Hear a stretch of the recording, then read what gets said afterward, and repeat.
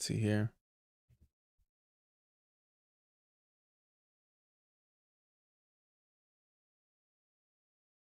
Maybe.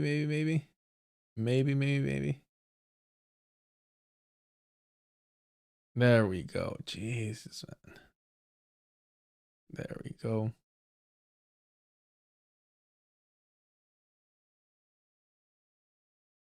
I thought about getting, well, I did get Streamlabs to try and make it more efficient, more smooth sailing over here. And the funny thing is, once you learn or get accustomed to OBS, going to something like Streamlabs is really difficult because it feels so limiting. So even though it's easier, more efficient, you feel limited. Gospy, on that TikTok about geology, it played that common conspiracy theory sound people put over their videos. I just hate it and go, this person has some bullshit to say. No, oh, that's funny because I could barely hear it. So your your you know, timeline, your whatever is definitely more conspiracy theory based than my own.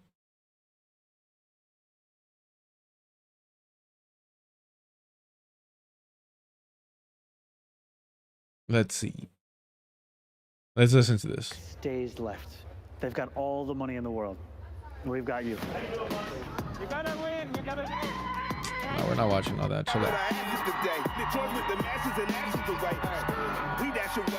And you know, I don't know if Dr. Baja's talked about this, but it is fucking hilarious that it's Run the Jewels. It's Run the Jewels that Zohran is using for this. The pistol is back on the way.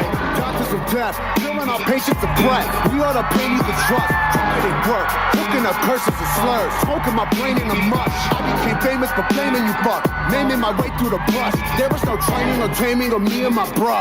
Live like a man, but I'm animal raw. We are the murderers there. That with the jail and we murdered the murderers there. Then with the hell and discovered the devil delivered some hurt and despair. Used to have power to push. Now my power to push. Good evening, New York. You gotta kill your masters.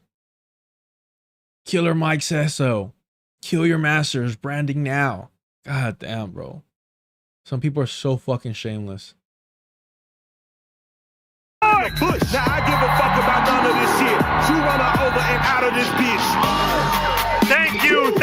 Thank you all so much. That is a dope ass fucking chorus though.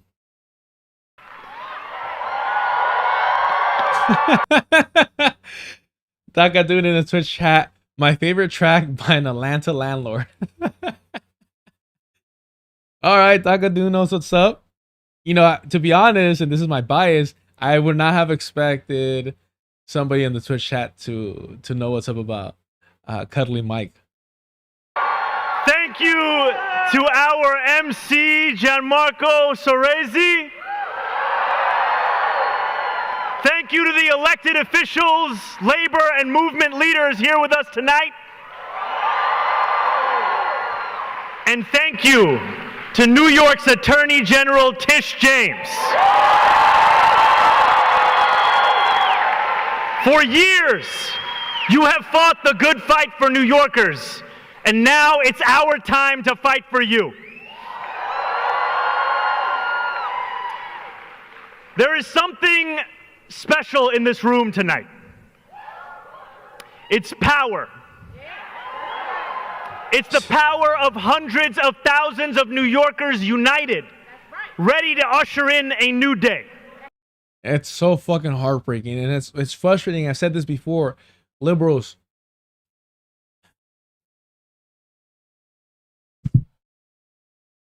we wish that you weren't fucking cowards. We wish that y'all actually followed through with your promises, with your, you know, with your bluff. But even after winning the Democratic nomination, nope. After the Obama phone call, excuse me, immediately starts backpedaling. It is the power of a movement that won the battle over the soul of the Democratic Party. that put Andrew Cuomo's vision of austerity and smallness firmly where it belongs on a ballot line no one's ever heard of.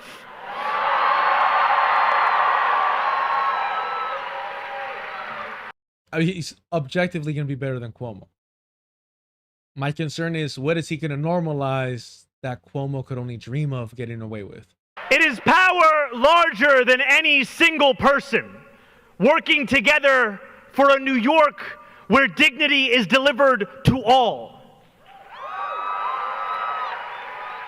And it is the power of a campaign that for the second time in 5 months stands on the precipice of victory. 3 weeks from tomorrow, we will win again.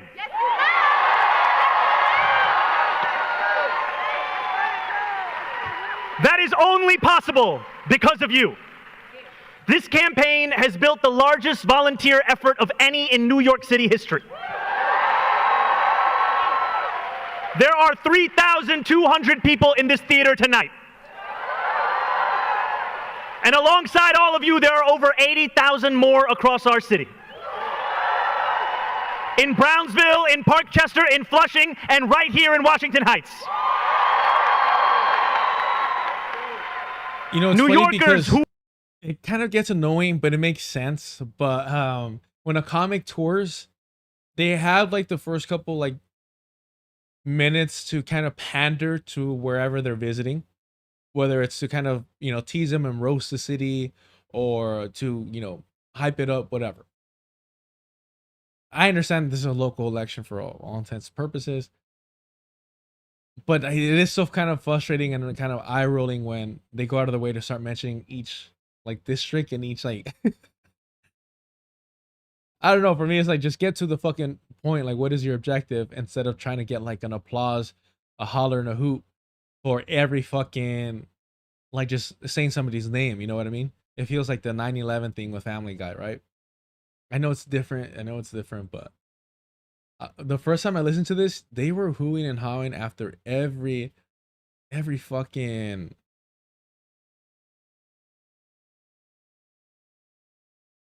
Let's see. What do you plan to do about crime in our city? A lot. That's what it feels like from the audience. Because that's what Jesus wants. 9/11 was bad. I agree with that. What are your plans for cleaning up our environment? 9/11. Which I think this was more of a joke on oh, what is that fucking idiot's name? Giuliani than anything. But it's New York, so still kind of related. who have knocked doors, phone banked, and registered voters, day after day, week after week, month after month. You have worked this hard for one simple reason: to fundamentally reimagine what is possible in New York City. Yeah, I get it, Gospel. This is how all elections in the States feel. The audience is always so stupid. Yeah. I mean, if you're falling for this shit again, and again, I'm not going to say, I'm not here to bullshit. Without question, his administration will be better for his constituents than another Cuomo. That's objectively true. My concern, especially the last couple of weeks, again, how much is this guy going to normalize in the long run? That is my concern. We've seen it with Alejandro Ocasio-Cortez, but whereas this guy has, I think, a limit in terms of the White House, if I'm not mistaken, or I'm just being racist, I don't remember. What he's been doing with liberal Zionists is fucking chilling, while pretending and parroting, you know, the talk of allyship. Now, there are some who oppose that vision. Billionaires like Bill Ackman and Ronald Lauder have poured millions of dollars into this race because they say that we pose an existential threat. And I am here to admit something. They are right.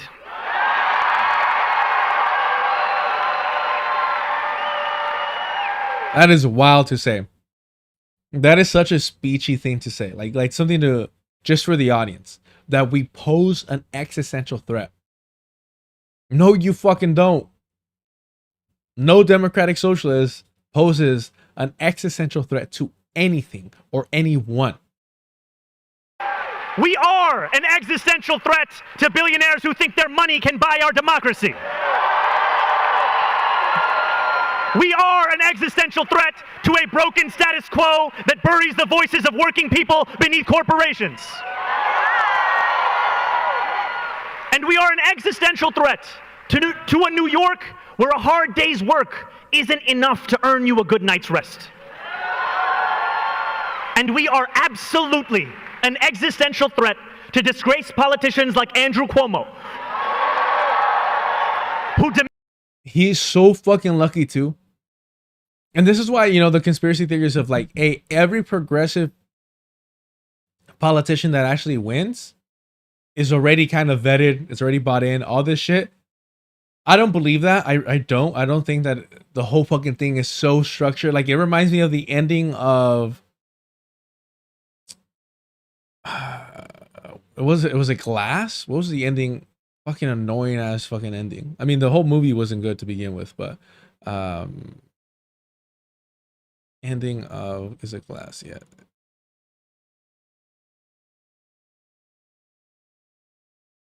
No, it wasn't Glass then. Was it the ending of Split?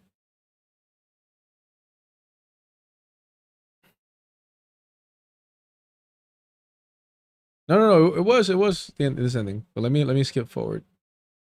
Because she goes to a restaurant, no? God damn it.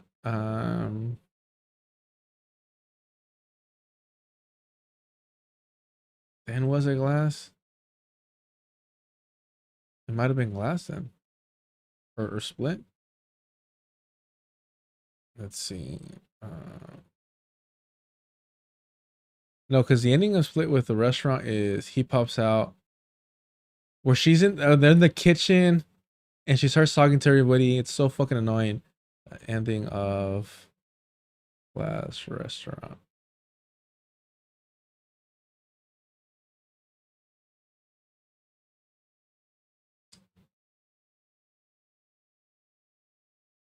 Am I tripping out? What movie was it where she walks into, because yeah, this is the ending for Split, but there's another movie where at the end she walks into this fucking restaurant and explains to, like, gives a debriefing to all of the fucking, damn, I don't know what movie it is then. Let me see.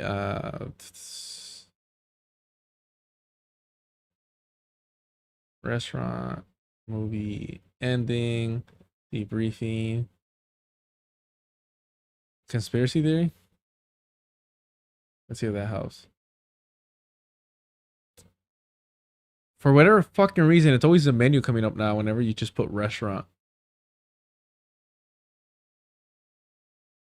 God damn it. I could have sworn it was Split. Let's see. Or Glass, excuse me.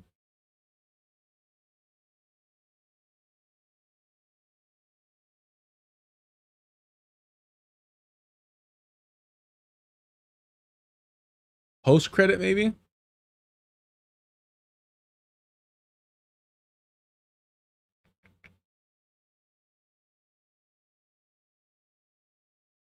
What the fuck am I thinking about then?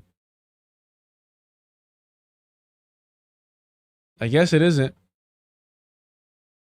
It's one of these M. Night Shyamalan type of fucking movies. Damn.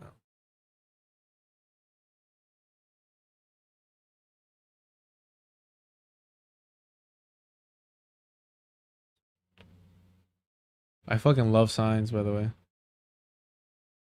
Old was good too. Not gonna lie, Old was good. A Knock on the Cabin Door was a little too heavy-handed. Yeah, can't fucking think of it. There was a movie though that it ends with her giving like a debriefing at a restaurant. No, I wish. diminished public trust, Yipper, the ending was in the restaurant and the train station. No, okay, there's an ending in Split where we see that it's all that Split is connected with Unbreakable. And then that leads up to Glass. But there's an ending, maybe it was an alternative ending, I don't fucking know, where that redheaded lady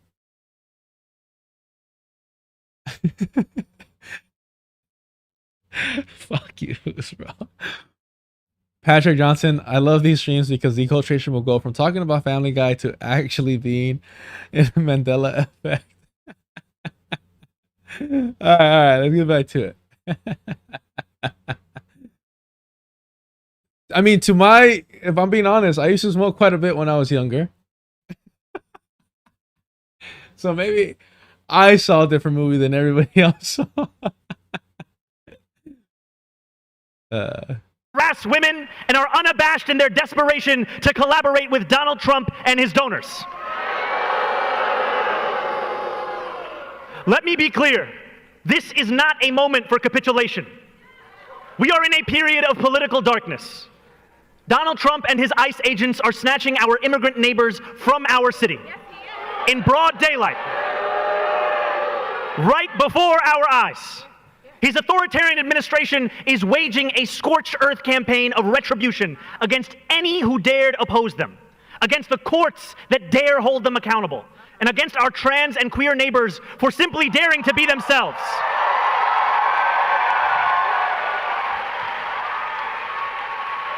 And again, Trump has broken the promise he made to the American people, that he would fight for the working class by taking on the cost of living crisis.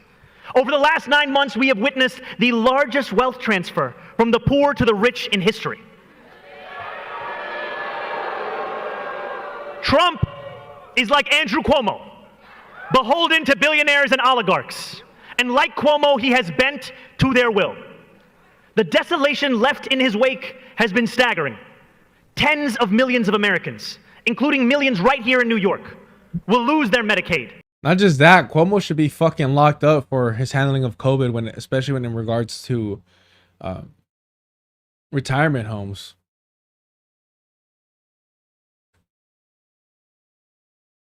Fucking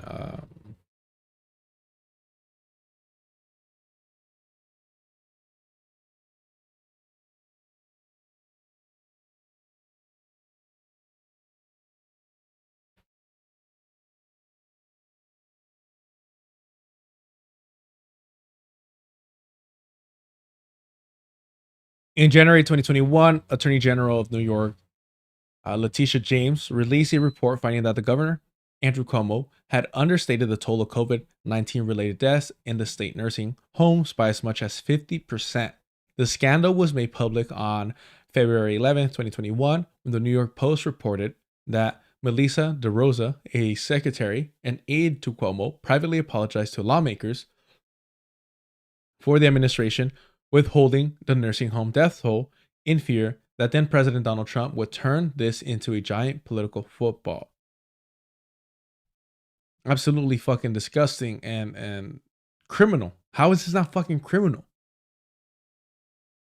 The nature of the scandal is widely known as an alleged cover-up, as attorney Seth Ducharme of Eastern District of New York and the Federal Bureau of Investigation have launched an investigation into New York's state handling of nursing home deaths. The United States Department of Justice began a criminal investigation against Cuomo over the matter in 2025.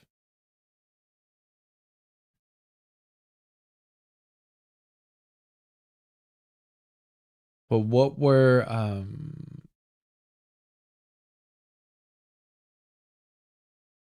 the federal investigation?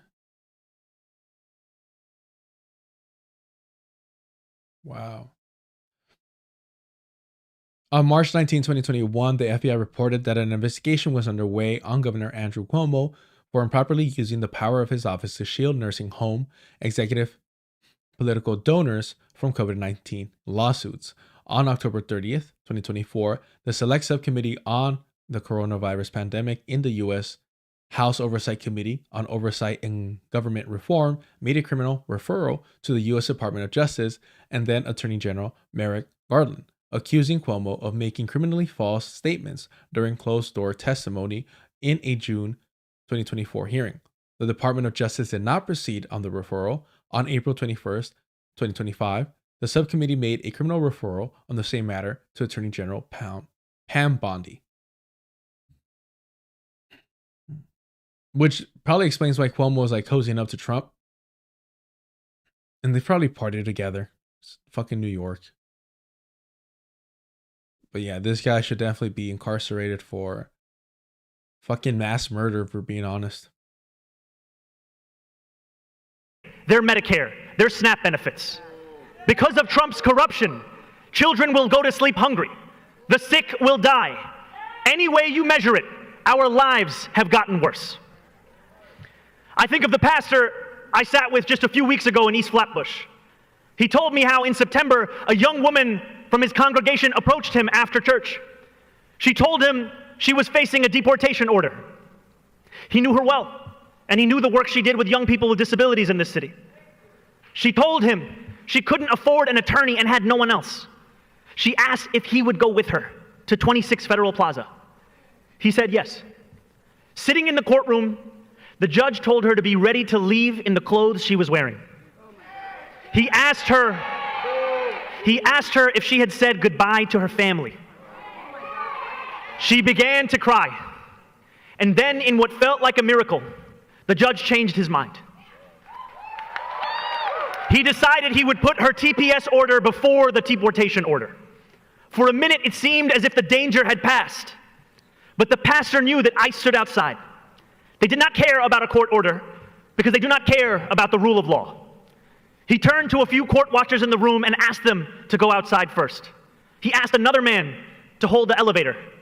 He picked up the young woman under her arms, opened the doors, rushed her past ICE agents, into the elevator and down into a waiting car before speeding off back to Brooklyn.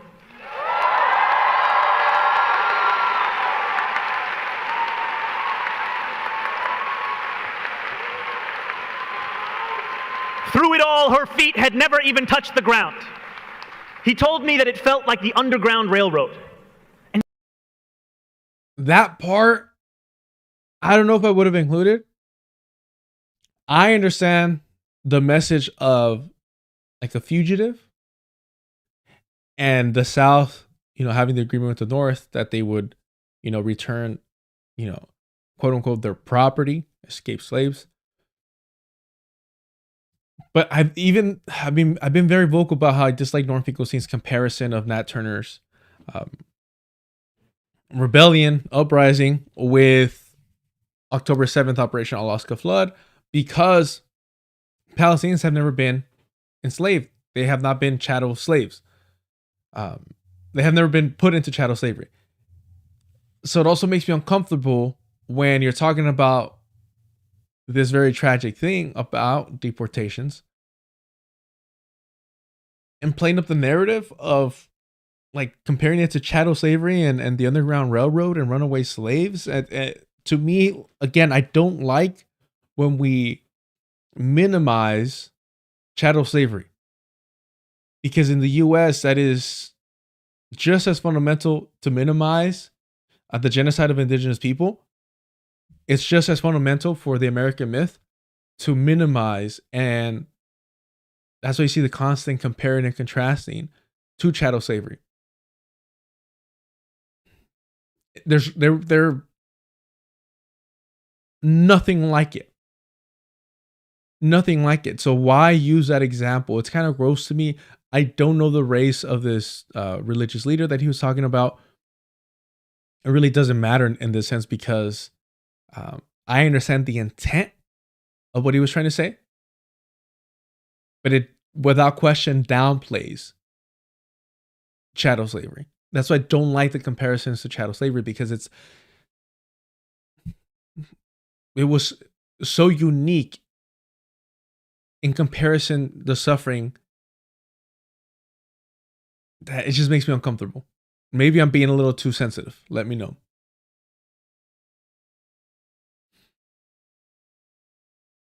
Have y'all seen this? To kind of because yeah, it's just weird. I don't. It's uncomfortable, but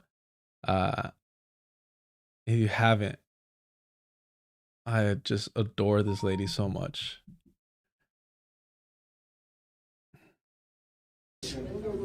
That's why y'all a bunch of fucking criminals. I wish you would.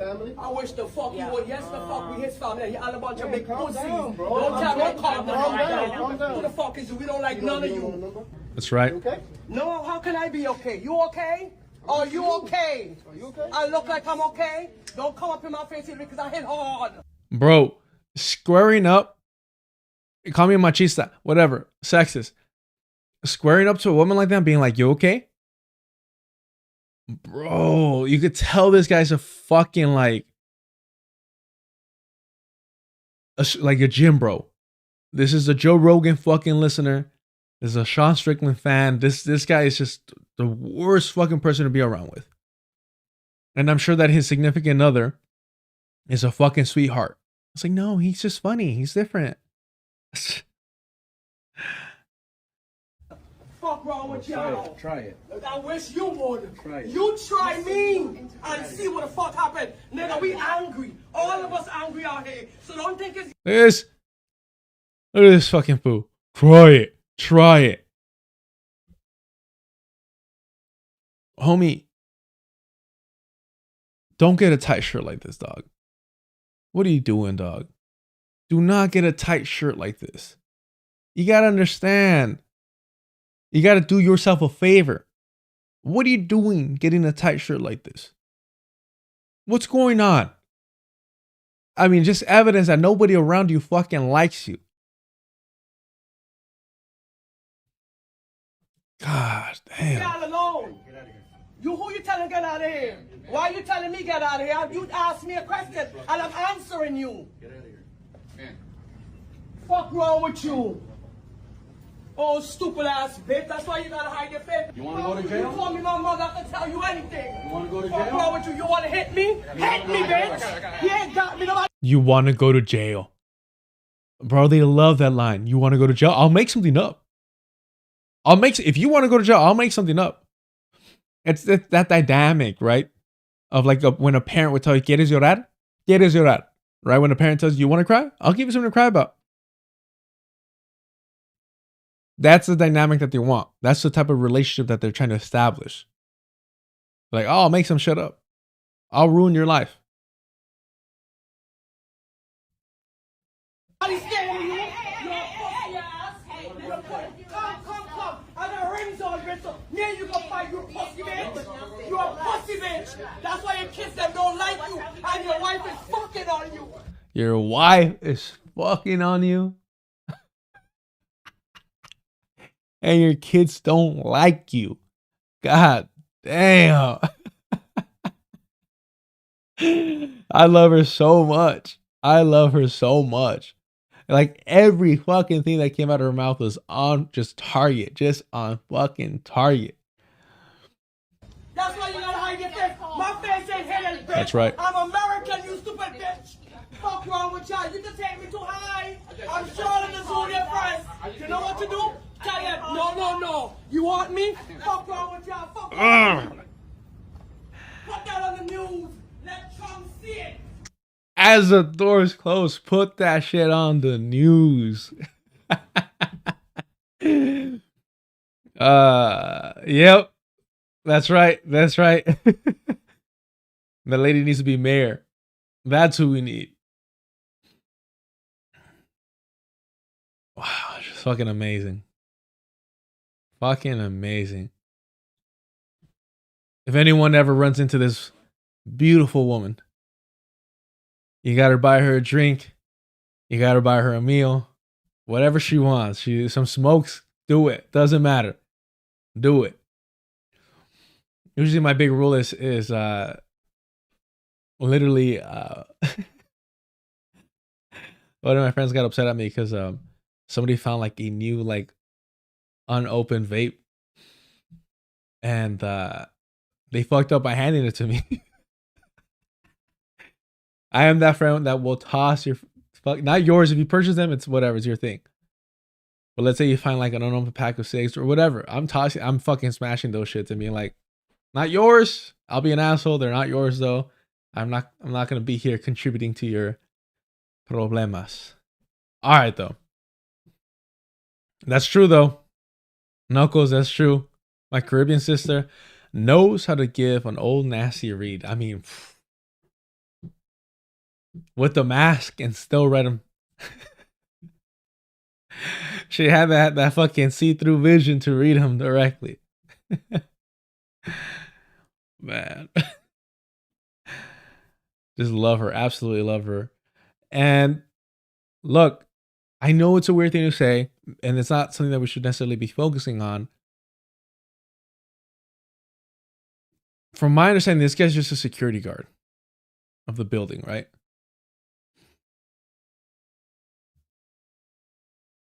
I will say this. If he's just security, and it looks like he is, that's all his hat says, security. Credit to him for getting in the way of standing, you know. I'm sure he very easily could have been like, oh, that's law enforcement. That's ICE to some degree, whatever, right? But he did step in and went out his way to do his best to protect her and help guide her, you know. He could have just been, yeah, he put himself in the middle, right? He put himself in the middle. And sometimes that's the least that we can do. And still he knew she was anything but safe. We are living in the times that we read about. I know that for many of us, when we look back at moments in history that rhyme with today, where tyranny loomed and the state imposed violence with sinister glee, we ask ourselves what we would have done. We need not wonder. That time is now. And I am proud to look out onto this crowd, at New Yorkers who amidst this despair have continued to believe in a world better than this. With every block walked, every petition signature earned, you have refused to normalize a politics of cruelty, of greed, of exploitation. You have asserted your power.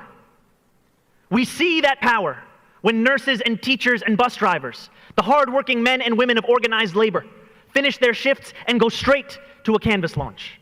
We see it when the same New Yorkers who walk to work dedicate their weekends to fighting for fast and free buses for strangers they will never meet. I truly, and I want to, I cannot be any more genuine when I say this. I hope he delivers. I want him to deliver. I want the hard work, the commitment of all those people to be compensated. Everything else aside, I just, man, like to know that there's people out there that will do that work and aren't quite, you know, they're not radicalized yet. And be like, oh, no, he's right. They're clocking out and showing up. And showing up for everyone, not just for themselves. Right? That whole shit of, oh, we're selfish creatures, this and that. Fuck out of here with that. That might be some fucking colonizer thing, but it's not for us. And I just, man, like, I don't want you to fail. That's what liberals need to understand. When it comes to shit like this, I don't want you to fail. When it comes to your fucking, you know, weird ass, like, international, all that shit, like, then I want you to brutally fail. However, when it comes to the stuff that you promise here, I want you to deliver to your constituents. I want them to be happy with you. When we look at somebody like Alejandra Ocasio-Cortez, if she is delivering for her voters and they're happy with her, who the fuck am I? You know what I mean? If they're benefiting them from her leadership, from her being in a position of power, and she's making the lives for them better than anyone else could. All right, cool. Here's my thing. If you're doing that, then you've essentially secured your reelection.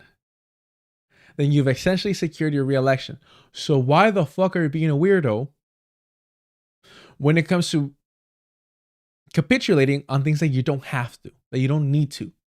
Again, Zohran already won the Democratic nomination. He already did the hard part, and still he capitulates. Alejandra Ocasio-Cortez is not going to lose her seat, and still she capitulates. Still she aligns with Empire. Still she plays that fucking game. Still she went up on the stage at the DNC and lied in order to help contribute to the whitewashing and the covering up and prolonging of a genocide. For no reason, no risk to her current position of power. But she did it in order to move up within the party rank, in order to obtain more and more power, not for her constituency, but for her own career ambitions.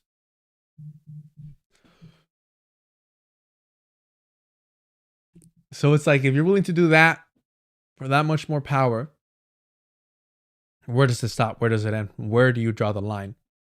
And I believe these people don't have a line.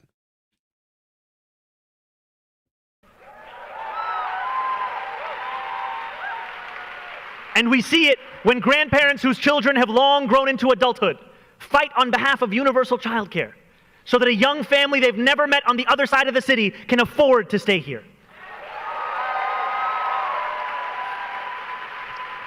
With this much darkness, it takes courage to light a new path.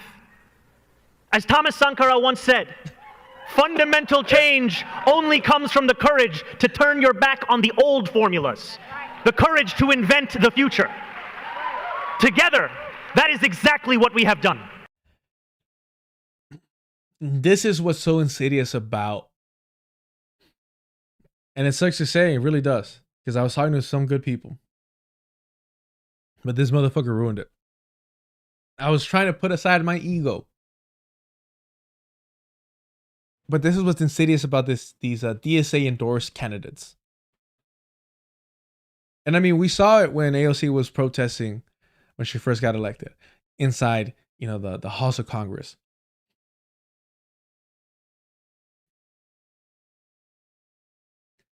For what purpose, what objective, what goal? What does it achieve for Zohran Mamdani to name drop, to mention, to quote, to reference Thomas Sankara? Let me know in the chat. Let me know in the comments. What do you think this does? What does it do for him? What is the purpose of that? What does it achieve? What is the angle here? Who does it benefit, right? And I'm struggling with this one. This is why I'm asking you. I'm struggling with this one.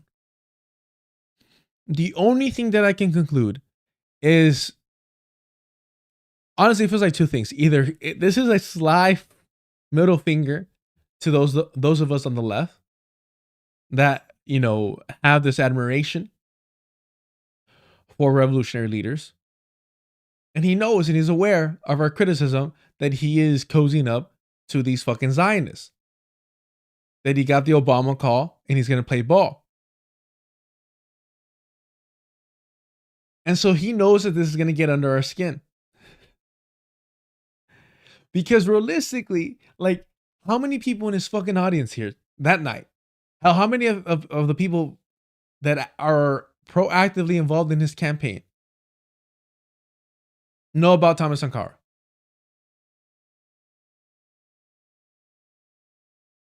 Like, actually, okay, let's not even say know about it. To know about him, I'm going to say 20%. I'll be generous, 20%. That agree with him, that are anti-imperialists, that support decolonization. How many of those? 5%, I'm saying you're fucking crazy, too generous. 5% would be wild. I think 5% would be wild. I think somewhere around 2% would be more accurate.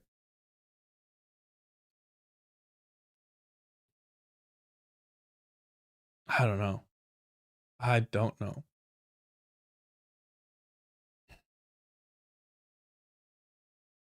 But that's what I'm saying, Gospy.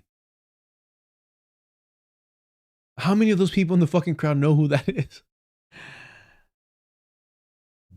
So what is the purpose? What is the objective? What is the goal? I'm struggling to understand, to grasp this one, and I'm asking for help, for assistance. Choca la mano. You know what I mean? I'm trying to tag you in. What's the play here? Maybe I'm being overthinking, being like, he's telling us, he's purposely mocking us. I mean, he's done it before, right? He's done it before. Remember the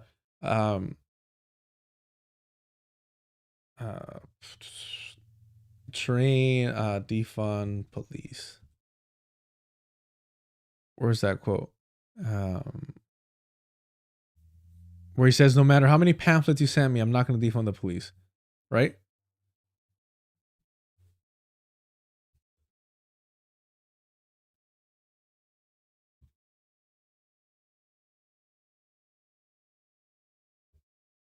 I don't even know how to spell pamphlets.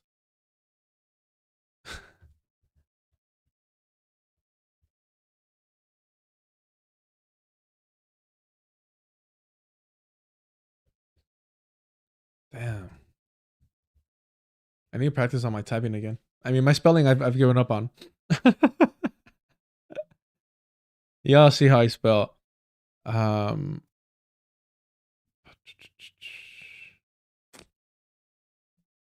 damn it. We're just gonna do Zohran train, whatever.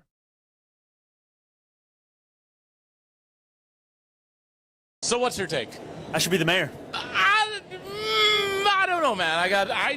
Well, I'm getting all these pieces of. This guy's a fucking weirdo, by the way. This guy's a fucking weirdo to have done this, to have done the Kamala Harris. Also, he did this with Kamala Harris, and then they scrapped it. They scrapped it to protect her image. To protect somebody actively, proactively committing genocide while you're interviewing them. To scrap it because you're like, oh no, I don't want to negatively affect her because people are going to see what a fucking weirdo she is. Mail. Hold on here. They keep sending me mail that says that you shouldn't be the mayor. What are these guys saying? Okay, let me see. This one says support higher taxes and more fees on New Yorkers. I don't want to pay more taxes. Do you make $1 million or more a year? 100% disagree. So then your taxes are not going up. The only taxes that we are proposing are on the 1% of New Yorkers who make $1 million or more a year. What are you going to do about the price of matcha lattes? 100% not sure.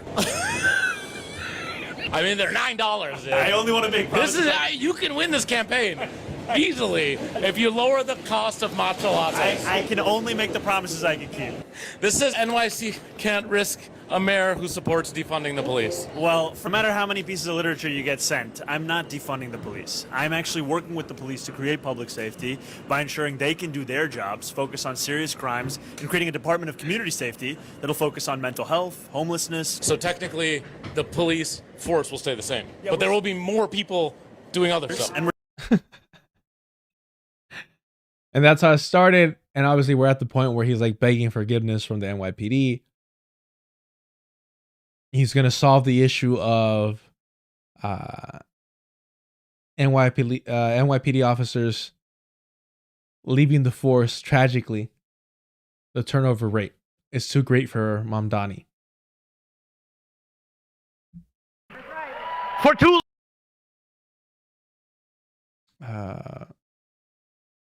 Only Froggy, is he the petty type? I don't know. I'm trying to understand. And I can't compute why he would include that in his speech. When all he's done is time and time again say, I'm a democratic socialist. All he's done is cozy up to liberal Zionists. All he's done is walk back all that tough talk about the NYPD being sexist, racist, fucking homophobes. A great song, by the way. I don't know if y'all heard it. Let me pull it up. It's called like The White Race. Let's see.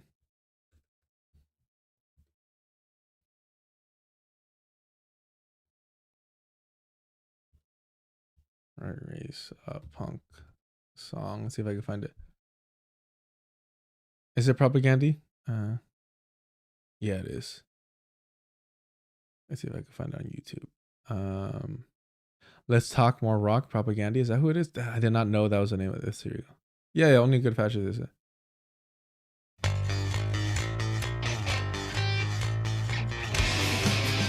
I don't really care for punk, but I do love this fucking song. Great to work out in.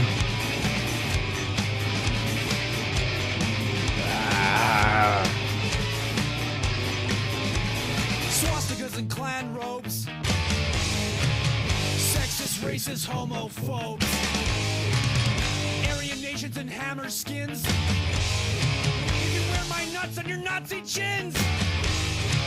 I love a man in uniform. Just what exactly are the great historical accomplishments of your race that make you proud to be white? Capitalism, slavery, genocide, sitcoms? This is your fucking white history, my friend. So why don't we start making a history worth being proud of and start fighting the real fucking enemy? Swastikas and clan robes. Sexist, racist, homophobes. Short and sweet as any punk rock song should be. Not my favorite genre, but keep it short and sweet, and we're good. And we're good. But he called the NYPD, sexist, racist, homophobes, transphobes, and then walked that back. He called for defunding the police and then walked that back. He talked about arresting Benjamin Netanyahu and then walked that back. He talked like he supported Palestinian liberation and then walked that back.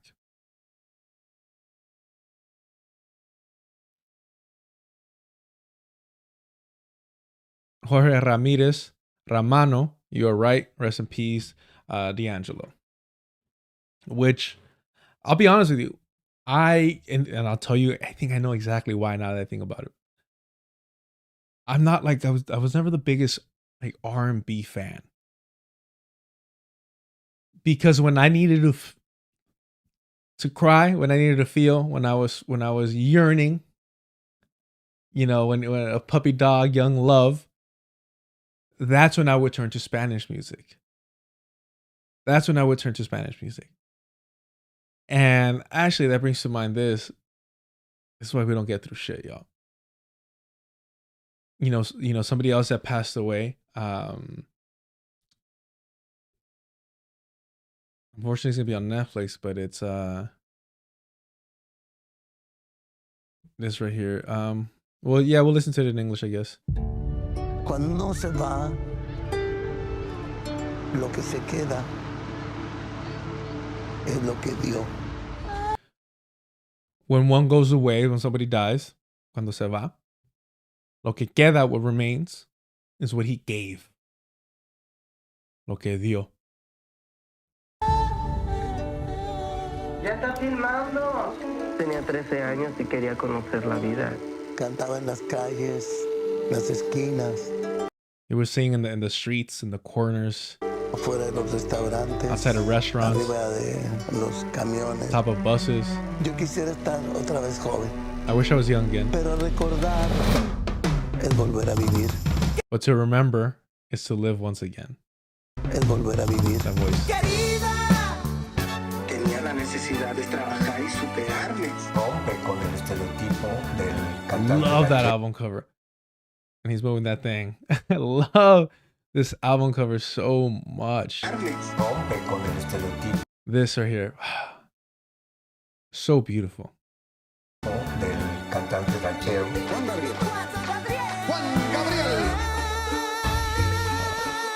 Pero la fama también tiene su precio. Yeah, I can't wait to watch this documentary. But all I'm trying to get at is, when I needed to tap into my emotions like that, maybe because Spanish was my first language, I would turn to Spanish music. And even in that age, we were like trying to kind of reject, your culture and embrace more of the American, socialization.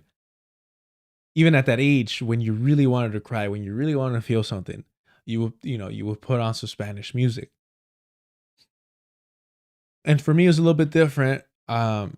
Being born to younger parents, it wasn't like I was reaching for like necessarily rancheras You know, it wasn't like I was listening to Chente until, you know, I was older. Joan Sebastian for sure, he's always been like my favorite. All respect to Juan Gabriel, but Joan Sebastian's always been my favorite. But it, you know, some of the classic shit that you hear consistently, I would turn to that. So what I'm trying to get at is all respect, love to D'Angelo. Everything I've heard, all music of his that I've heard is like fucking amazing. Like it's great. I just didn't have that connection as a kid growing up because I would turn to Spanish music. To you know, kind of, yeah, maybe this is me being generalizing too much, but to tap into what and maybe I'm being too broad when talking about R&B, and correct me if I'm wrong, but to tap into that feeling, it would always be Spanish music. Jose, yes, of course. Right. Authority. Apparently Juan Gabriel gave them access to everything, all his private recordings. Bootleg that shit if you gotta do what you gotta do. But I do think that it's because of that. When I heard of that, I was like, oh, I gotta watch it. If it was just your typical Netflix, documentary miniseries, they always had to turn shit into miniseries. I would be like, yeah, whatever, you don't have to watch it. But the fact that apparently, like, his estate, or he left it in his will, that yes, you could have access to all my personal recordings, I was like, ooh, like I gotta watch that. Colombiano, D'Angelo's music always uplifted me more than the sad space, though. It was for sure discussing the struggles in life. Yeah. Neo soul. Thank you. That's R&B, soul, blues, and black folk music. David Barnes. Neo soul. Yeah.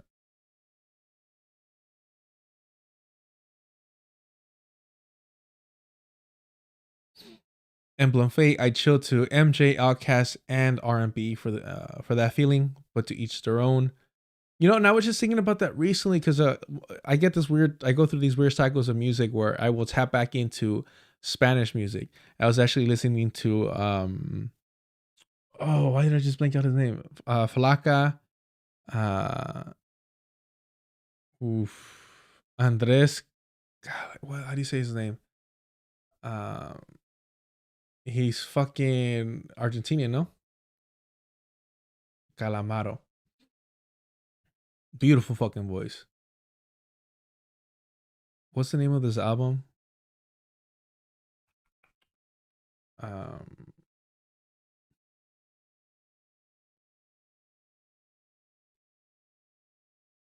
Alta Suicida. Yeah. Definitely a reason why. Even the fucking title of that. But he wrote this song supposedly called Flaca because he suspected that his wife at the time was having an affair with another rock star. Good shit. Good fucking shit. But I've been listening to a lot of his songs recently. I don't know why. And then he did a song with Los Tigres del Norte, and that same performance of Residente appeared on. Let's see, I'll pull it up right now.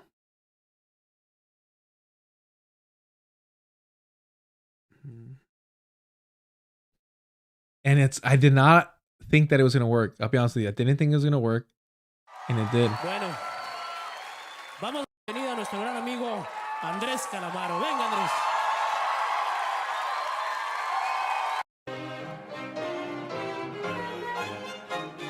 Did he already start? Here we go.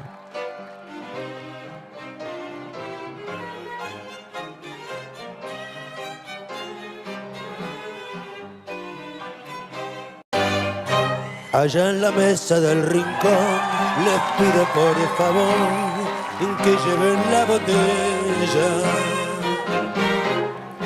Quiero estar solo ahí con mi dolor. No quiero que alguien diga que le he llorado a ella. I did not think it was gonna work because of his accent, because of his style of singing. And then the Argentinians are a little bit more, you know, it's more the Castellano. And the translation of the song is, the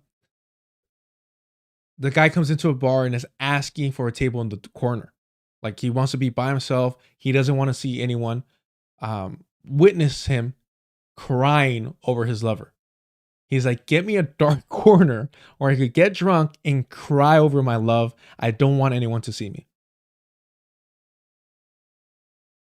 It's a great fucking song, but it's a tigre song. So I was like, wait. He kind of jumped in on this track. It makes perfect sense lyrically, because he does sing about like kind of shit like that. But I just couldn't hear it, and it's a genius move to bring in like the strings for this. Allá en la mesa del rincón, allá en la mesa del rincón. That table in the corner.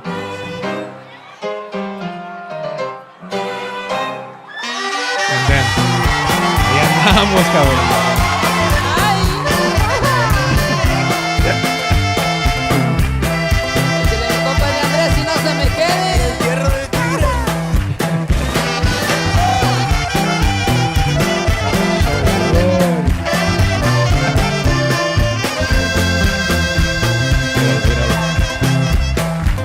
Ahí en la mesa del rincón, les pido por favor que lleven la botella.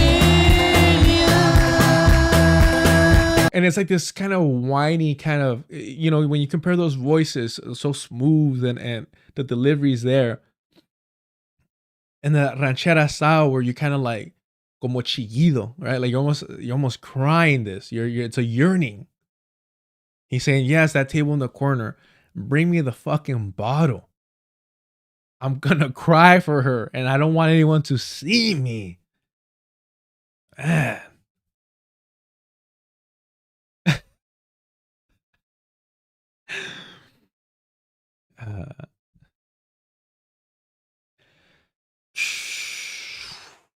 Jabari, you're onto something. I'm not gonna say you're not. I think you're definitely onto something. There was this whole meme. Let me read out Jabari's chat here. I think it's worthwhile talking to Colombiano. I have a theory about the fall of R&B in the 90s and its relationship to the popularity of gangster rap and the media's hyper-masculinization, criminalization of black men. I think you need to tap into that. I think you need to expand on it. Jabari, 100%. I see you there. And I've seen these kind of posts where it's like men used to like urine and like some of the lyrics are fucking like begging, you know what I mean? And it's obviously, you know, it's played, it's a drama. It's like listening to a drama for me. Like it's a good play, you know, drama. You see the, you know, the ache and the pain and the sorrow and the yearning for love, and then music just gives you that lyrically, you know, it can give you that. And it's like, yeah, man, like, what is it like? It's a very crude way, but like, I seen women post that where it's kind of like men used to beg for the, you know, and now it's like this entitlement. I sent my homegirl this. I don't think she'll mind. Let me see where it's at. She's fucking hilarious. And so we're always sending such stupid shit like this. Look at this. This shit had me dying, bro. You know, it's kind of hard out here dating because, you know, the girls, they don't really want to go out for a guy like me. You know, usually go for like a Pookie or a Ray Ray or rapper or a streamer or like an athlete or something like that. So thanks so much for like, you know, coming out to eat with me. No, your profile seemed really nice. So I'm excited. It's a good time. I held up your door and stuff and put up the chair. So just really nice guy, man. You know, how's dating been for you? You know, dating has been pretty hard. Like people are crazy. So I just take it day by day. I don't even try to do anything crazy. Well, pretty girl like you experiencing bad dating experiences, there's no hope for me. It's the laughing, bro, for me. And it's kind of like the hands too. She does a great job with the hand stuff. There's no hope for me. This is definitely where my hug at energy, for sure.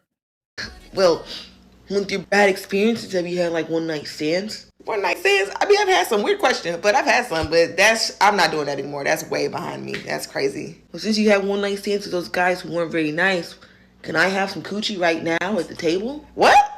No. What? But you gave those other guys coochie? It's not fair though, cause I'm nice though. I'm nice. And when I ask for coochie on the first date, you guys always say no, and I'm just too nice. Like, I'm too nice. Why you can't give me no coochie? Please get up.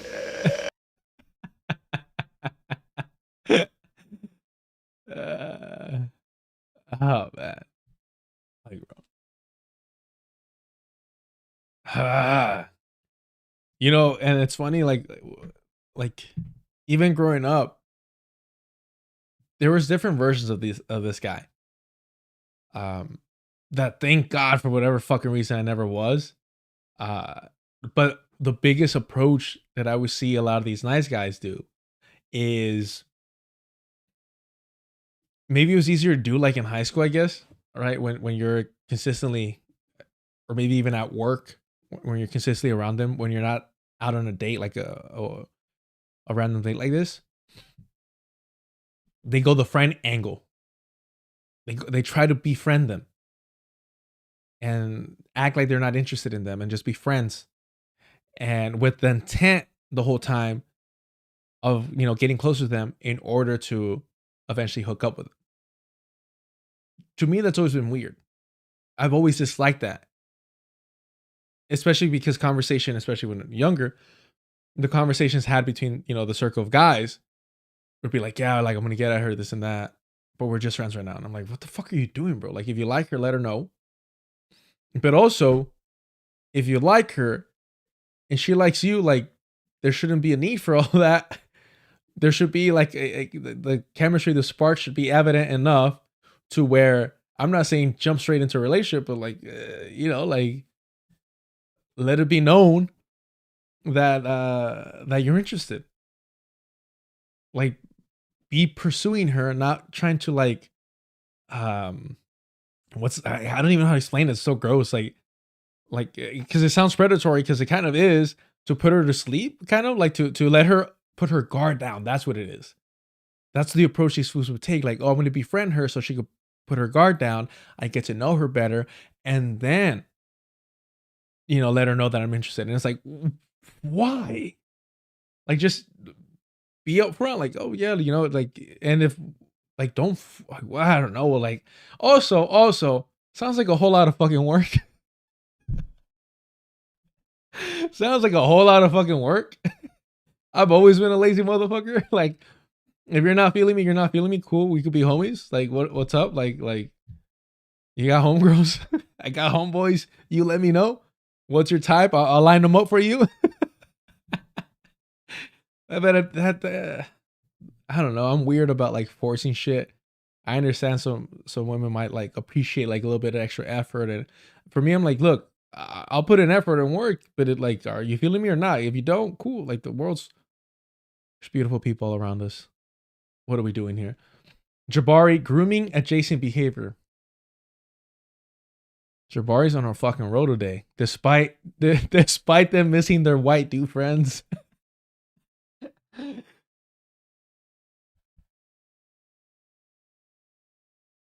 Yeah, cheating matcha, you're absolutely correct. Starting out with deceit is not a good path. When she finds out, she'll be pissed. Then you're not even in the friend zone. Yeah. But I think, because again, like, I don't really see this, like, I think it's a very like high school thing that I saw that just always grossed me out.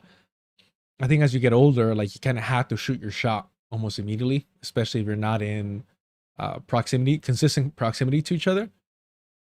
And I'm not saying also that things can't naturally develop. I'm not saying it's kind of like, oh, I'm not like, yeah, she's attractive, but I'm not interested in her. Like, I'm not really pursuing something.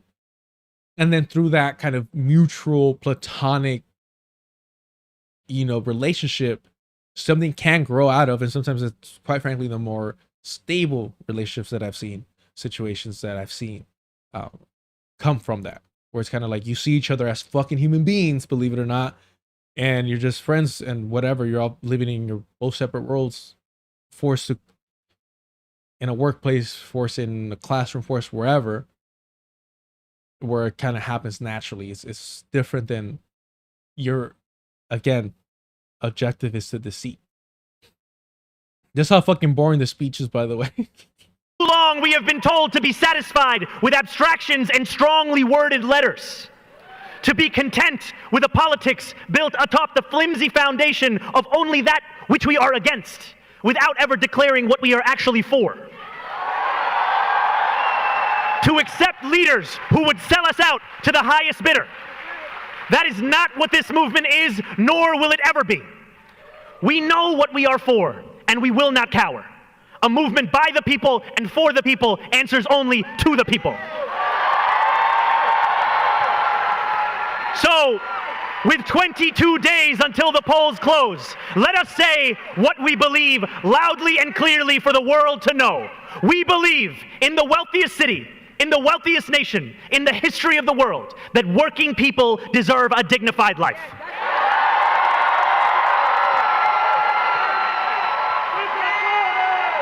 We believe that buses should be fast and we believe that housing is far too expensive. We're going to build hundreds of thousands of affordable homes, take on bad landlords, and freeze the... And we believe that daycare shouldn't cost as much as a year's tuition at City College. That's why we're going to deliver universal... These are not just slogans. These are commitments. We say them not simply to inspire, but because it is what we will deliver. We believe in schools that receive the investments they need, infrastructure made resilient to the growing effects of the climate crisis, and a budget that fully funds our parks and libraries.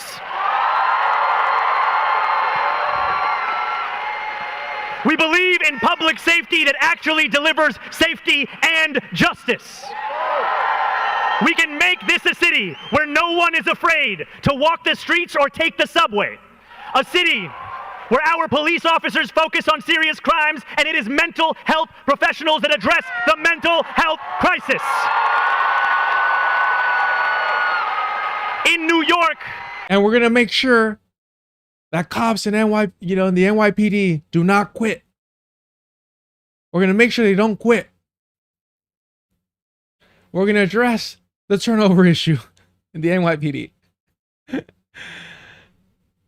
We believe in standing up for those that we love.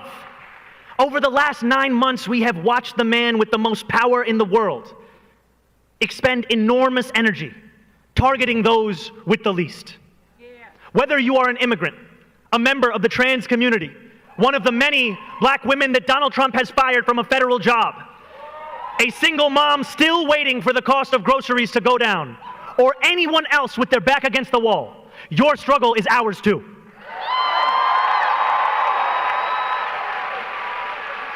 Make no mistake, ours is a movement where we know exactly who and what we are fighting for. We are not afraid of our own ideas. For too long, we have tried not to lose. Now it is time that we win.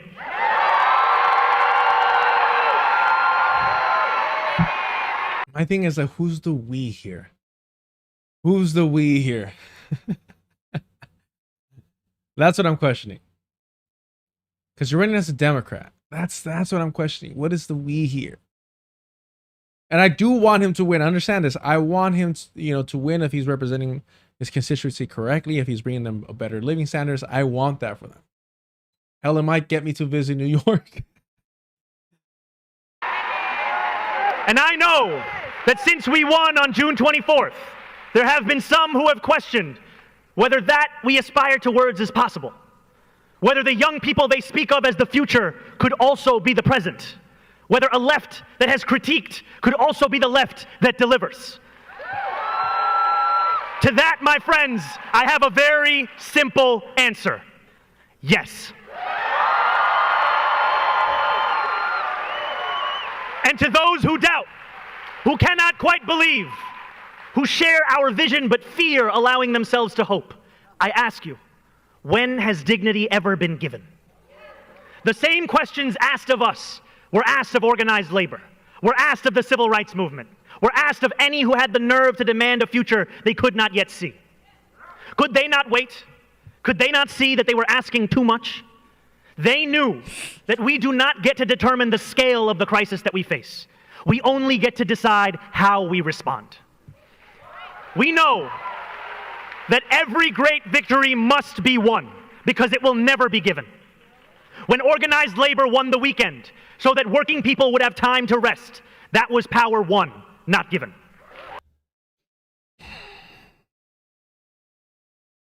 I was listening to something, and I was it the Isra Klein bullshit? Pod Save America? I don't know what dumbass shit I was listening to, where they were talking about FDR. No, my gosh, I just remember what it was. Okay.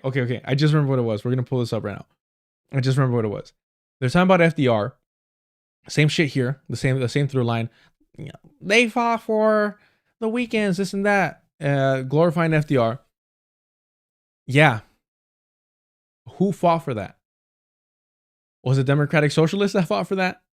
Who were the workers getting shot at by the Pinkertons? Who were the people getting disappeared, murdered because of this? It wasn't Democratic Socialists. It was communists. It was socialists. It was anarchists. But you see how they try to rob that history or weaponize that history to promote this fucking liberal bullshit. When those who came before us marched for voting rights and civil rights, they triumphed because they dared to dream, not because they were given permission by a political establishment content with the status quo. When millions of seniors were lifted from lives of poverty with Social Security, that's because Americans were sick of a bad deal and wanted a new one instead. And the New York we love was made by those who refused to settle for less. Great leaders like Fiorello LaGuardia taught us that aspiration is something to embrace, not something that we treat as a crime. When we shake loose the shackles of small expectations, our city builds parks and hospitals, and we show the world that ambition and compassion are in fact intertwined. In an age of darkness, New York can be the light, and we can prove once and for all that the politics we practice need not be one of either fear or mediocrity, that power and principle need not live in conflict in City Hall, for we will use our power to transform the principled into the possible.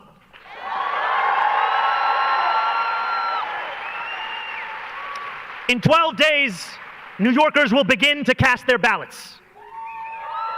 We will vote for our next mayor, but more than that, we will make a very simple choice. A choice between democracy and oligarchy. A choice between a city you can afford or more of the same. A choice between a mayor who works for those straining to afford groceries or those straining to buy an election. A choice between the hope of a brighter future and a broken past. For years, in the words of Dr. King, we have been asked to wait. Take a fucking shot every time these fucking libs, rad libs included, Democratic Socialists, them socks, there we go. Quote, Dr. Martin Luther King Jr. Swear to fucking God, bro. It's so fucking weird. Okay, you know what? Okay, the Thomas Sankara, Martin Luther King thing, civil rights stuff. Isn't he struggling with black voters? Am I reaching? I don't fucking know, man. It's so bad.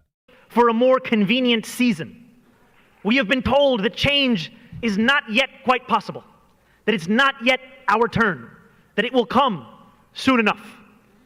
We've been told to wait as our friends and neighbors have moved away, told to wait as our city has only grown harder to afford, told to wait as a good life has drifted out of reach. My friends, we are not afforded the luxury of waiting. Because too often To wait is to trust those who delivered us to this point. We can demand the Democratic Party delivering us to fascism that you decided to run in. A government that makes our lives better. We can tell billionaires that this city doesn't just belong to them. We can tell Donald Trump he cannot buy this election. And we can tell Andrew Cuomo that New York City is not for sale.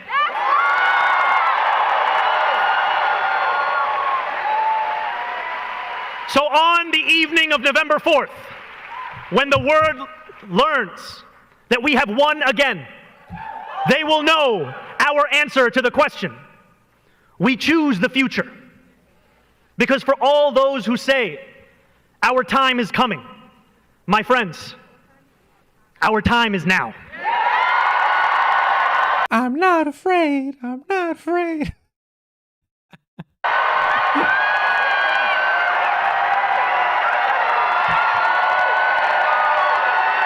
This is what this shit reminded me of.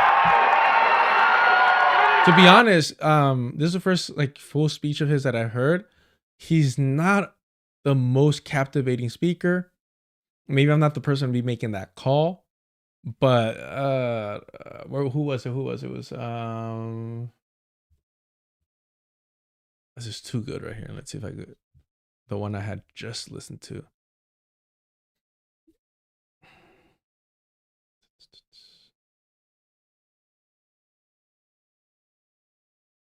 Oh, what the fuck was I listening to?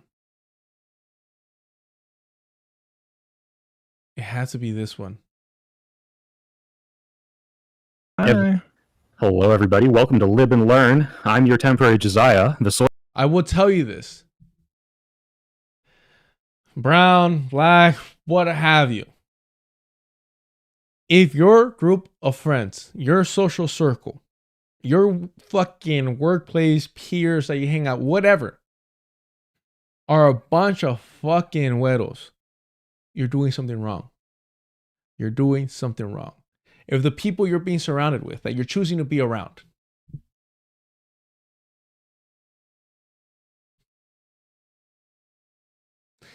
you're doing something wrong. You're doing something wrong. Says a whole lot about you. Pill in a hotel room, following Josiah across the state as he attempts to flee the country. With me today, as always, is what are you guys Hutch. doing? Wow, that's it's classified. That is a great mustache, though. I'm a hater, but I'm honest. That's a great mustache. You should keep it. Okay. Damn. Look at you. Hutch, IRI, and Pisco. How you guys doing? I guess we're all doing mustaches now. I got kind of inspired by you, Pisco. I'm feeling very rednecky Thanks, today. bro. You're gonna get it. It'll get there. Yeah, I'm trying to go into the work site. I'm trying to get things done. You know, you don't tell me how to do your job, and I don't tell you how to do yours. Okay? Did you substitute in your beanie hat, your little propeller hat?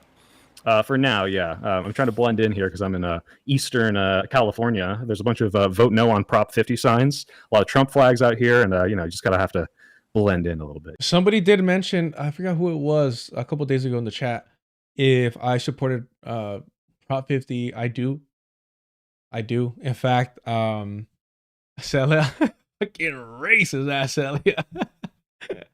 Me and Pisco could not look further. I mean, I'm honest when somebody looks at me. That's hilarious. But I was again fortunate enough to be part of conversation with a bunch of the committee chairs for basically like Southern a bunch of California-based union political committee chairs getting together. And again, no point in getting into details, but I'm there, I'm listening to them. We actually had a chance to talk to more people wanting endorsements essentially. Anywho, the conversation of whether or not Prop 50 came up. It's a great conversation. These are very intelligent people, hardworking people. So I was very grateful to be a part of that. How I feel about Prop 50 is too little, too late. too little, too late. Smart move by Newsom to at least say, "Hey, I tried fighting for this." Too little, too late, because the Democratic Party really doesn't want to oppose Donald Trump. You know, they're not threatened by him whatsoever. They're not threatened by Republican Party being in control. In fact, it's mainly a fundraiser for them when they are in control. But I do think this would be a solid victory for Democrats, to be honest with you. So I'm going to vote yes on it. Also, the chaos that's going to ensue over that, it's going to be a lot of fun to watch. Is it going to change anything fundamentally? No, of course not. You know, this shit balances itself out, whether it's in the Supreme Court or Congress, the House, doesn't fucking matter. It's meant to balance and maintain the status quo. More so the Supreme Court than anything, but, you know, when we're talking about, you know, the way that shit gets gerrymandered, the way that these small ass fucking middle of nowhere counties get equal representation, like all of this stuff is just ridiculous, but it's meant to maintain the status quo. So while I do support it, will be voting for it, you know, I don't think it's going to do anything fundamentally to alter the landscape. You know? Yeah, it can't be too obvious about everything that you're doing. Are you taking down signs or something? No. I'm thinking about potentially, I mean, this isn't confirmed, but asking people around what they think about Prop 50, how they're gauging it. A lot of people are calling it a fascist takeover, which is really interesting. Gavin Newsom is an insane dictator trying to destroy California and control the country. So it's interesting seeing just like the bubbles that people live in out here, for sure. People get, I don't know if everybody in the country knows just how many conservatives are in California. It's like a full third of the electorate. It's a state of 40 million people. So there's a lot, especially when you get into like Central California, where all the farming is. But there are these little pockets of California that are super Trumpy. What are they like? What are these California Republicans like? Bro, fucking Orange County, man. Orange County alone. Whittier, Downey, maybe some parts of Montebello.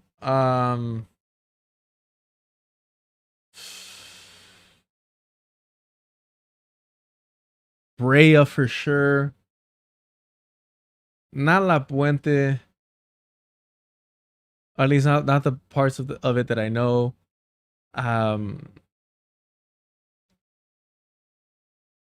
It's definitely West fucking Hollywood. I'm trying to think of like conservative fucking sites. Fullerton.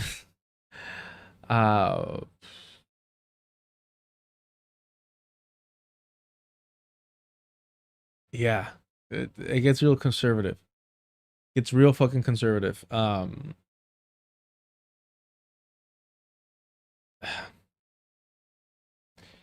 reason why I mentioned Whittier is because Whittier Boulevard is like a really famous fucking street and a lot of history, but these fucking third, fourth, fifth generation Chicanos, super fucking conservative.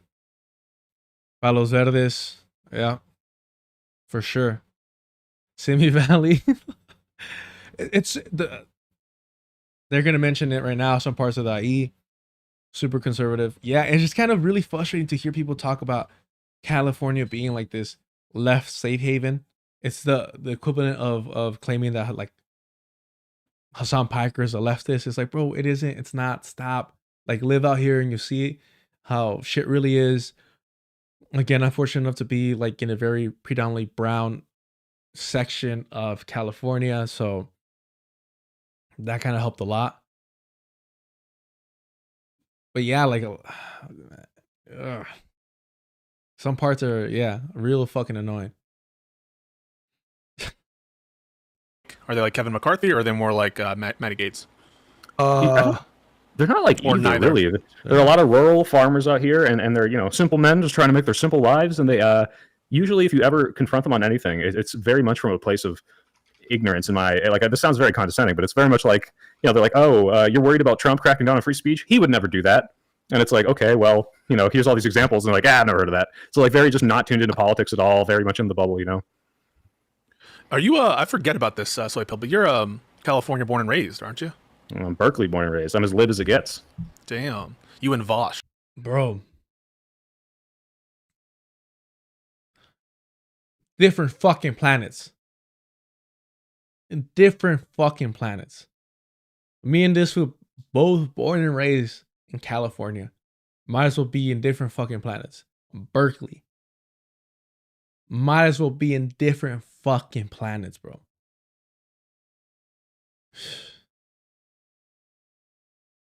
Deculturation is your way of saying don't come. No, I'm saying fucking please. And bring some good food with you. Right? Isn't he from Berkeley? I feel like I would have seen him, but there's like about 10 Voshes per block.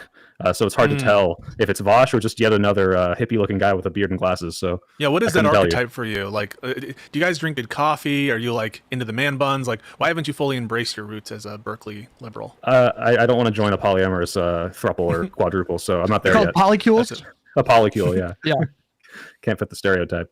All right, guys, let's get into it. Our first topic of the day, the ceasefire. Donald Trump is the peace president. Can we all agree that Donald Trump is the peace president, everyone, and that he should have gotten the Nobel Prize? He was snubbed. Well, this makes 8, right? 8 wars that he solved, I think is what we're up to. I'm losing track. We're just I'm tired of peace. That's how much peace we have. Well, yeah, I think go for it. Well, I was just gonna say, I think there was a press conference today where they were talking about the ceasefire, right? And there were leaders of the various like Arab states, and or for some reason, I think the leader of Azerbaijan and what was that one war that he claimed that Albania. And there's actually like a clip of those two leaders at the UN like mocking Trump about that. I don't know if you guys saw that clip, but then he went up there like in front of the leader today and just repeated that same claim. You mean Armenia? So, was it Armenia? I don't know. It's like that's the one that borders Azerbaijan, Hutch, and you should know that. Well, Eastern Europe is not my forte, but yeah. It's okay. A lot of A countries. Look, I'm horrible with fucking maps, anything like that. But it's funny how these guys, the bar to be taken as serious political commentators is on the fucking floor. And it's why I said, like, fuck it, give me the fucking mic. Give me the fucking mic. Yeah, that Trump screwed it up. It was Azerbaijan and Armenia, and Trump said Albania by accident a few weeks ago. So it sounds like they were mocking him. Vindicated. Yeah. Absolutely vindicated. No, I can give my thoughts on the ceasefire if that's So first of all, I am really, really happy that there is a ceasefire and that the bombing has stopped.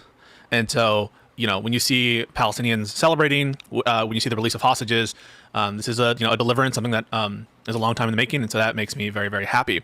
And it does look like there was engagement at a high level from the State Department, Marco Rubio, and others that, if you believe reporting, that pushed Israel and Netanyahu, and that's a good thing. Here's what I don't give credit for, right? Like, we had a ceasefire in place during the transition. We had a ceasefire that was, where Witkoff was engaged in those months leading up to it. That was pushed for by the Biden administration, and Trump just forgot about this. But this is essentially the same framework that's been around for forever, and he just was like out to sea for what, 8 months? 8 months, and instead of choosing to go along with the previous ceasefire and enforce it, and actually get some some buy-in from the Israelis at that point, he allowed this to continue for 8-9 months, and then expanded the war into Iran. And so I don't view this as a success of Trump's making. This deal was on offer for a president who wanted to apply the pressure. Unfortunately, Biden did not. That's to his shame. But that framework agreement was there, and Trump chose to ignore it for 8-9 months. I was wondering how liberals were going to justify and protect Joe Biden and Kamala Harris. I was wondering. I was like, how are they going to approach this if, hopefully this, it doesn't, the Zionists have never upheld any fucking peace treaty. But I was wondering, like, how are they going to get away with it? How are they going to do it?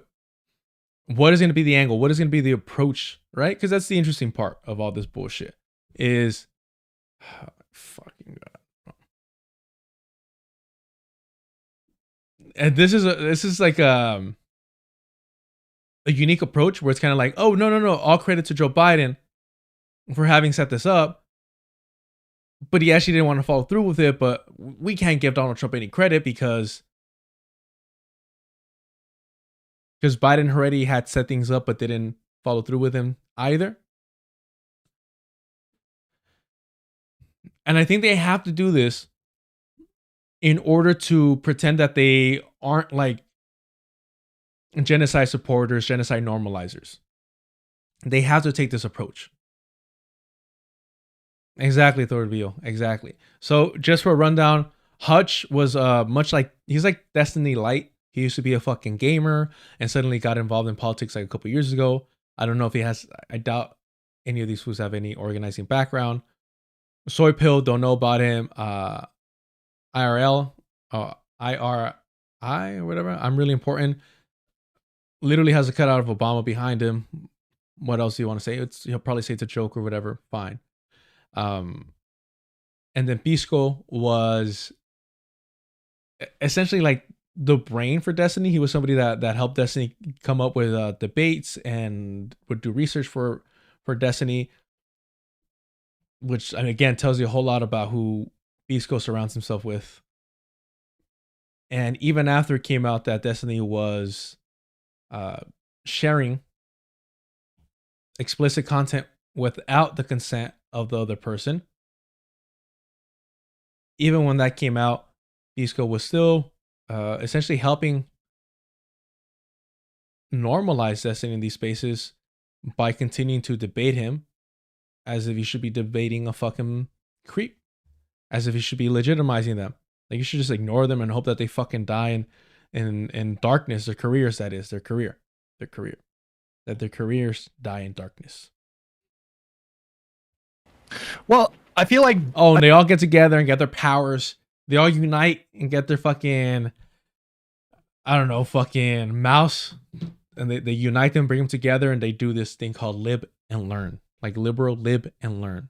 I feel like the most important part of this discussion is probably like the likelihood of this plan actually, being seen to completion. Right. And I mean, I share your, the fact that the bombs are stopping right now and that the hostilities have ceased is obviously a godsend for Palestinians. And I'm sure everybody is very happy for them to experience that relief from that. But when you look at the particulars of the plan, it's really difficult to imagine that actually completing because it doesn't include a Palestinian state. It includes like, I don't know exactly what the language is, but it's like an intention to discuss a Palestinian state at some point. And there's also two provisions in the plan that are basically calling for Hamas to just be completely dissolved, and they can choose exile or they can choose to stay, but they have to completely disarm and stay out of governance and military in the region. If you know anything about Hamas, is they've been fighting this fight for 35 years, 40 years, something like that. Their goal this entire time has been the establishment of Islamic State and to kill or expel every Jewish person in the region. And for them to agree to this ceasefire agreement would be just a complete, total surrender.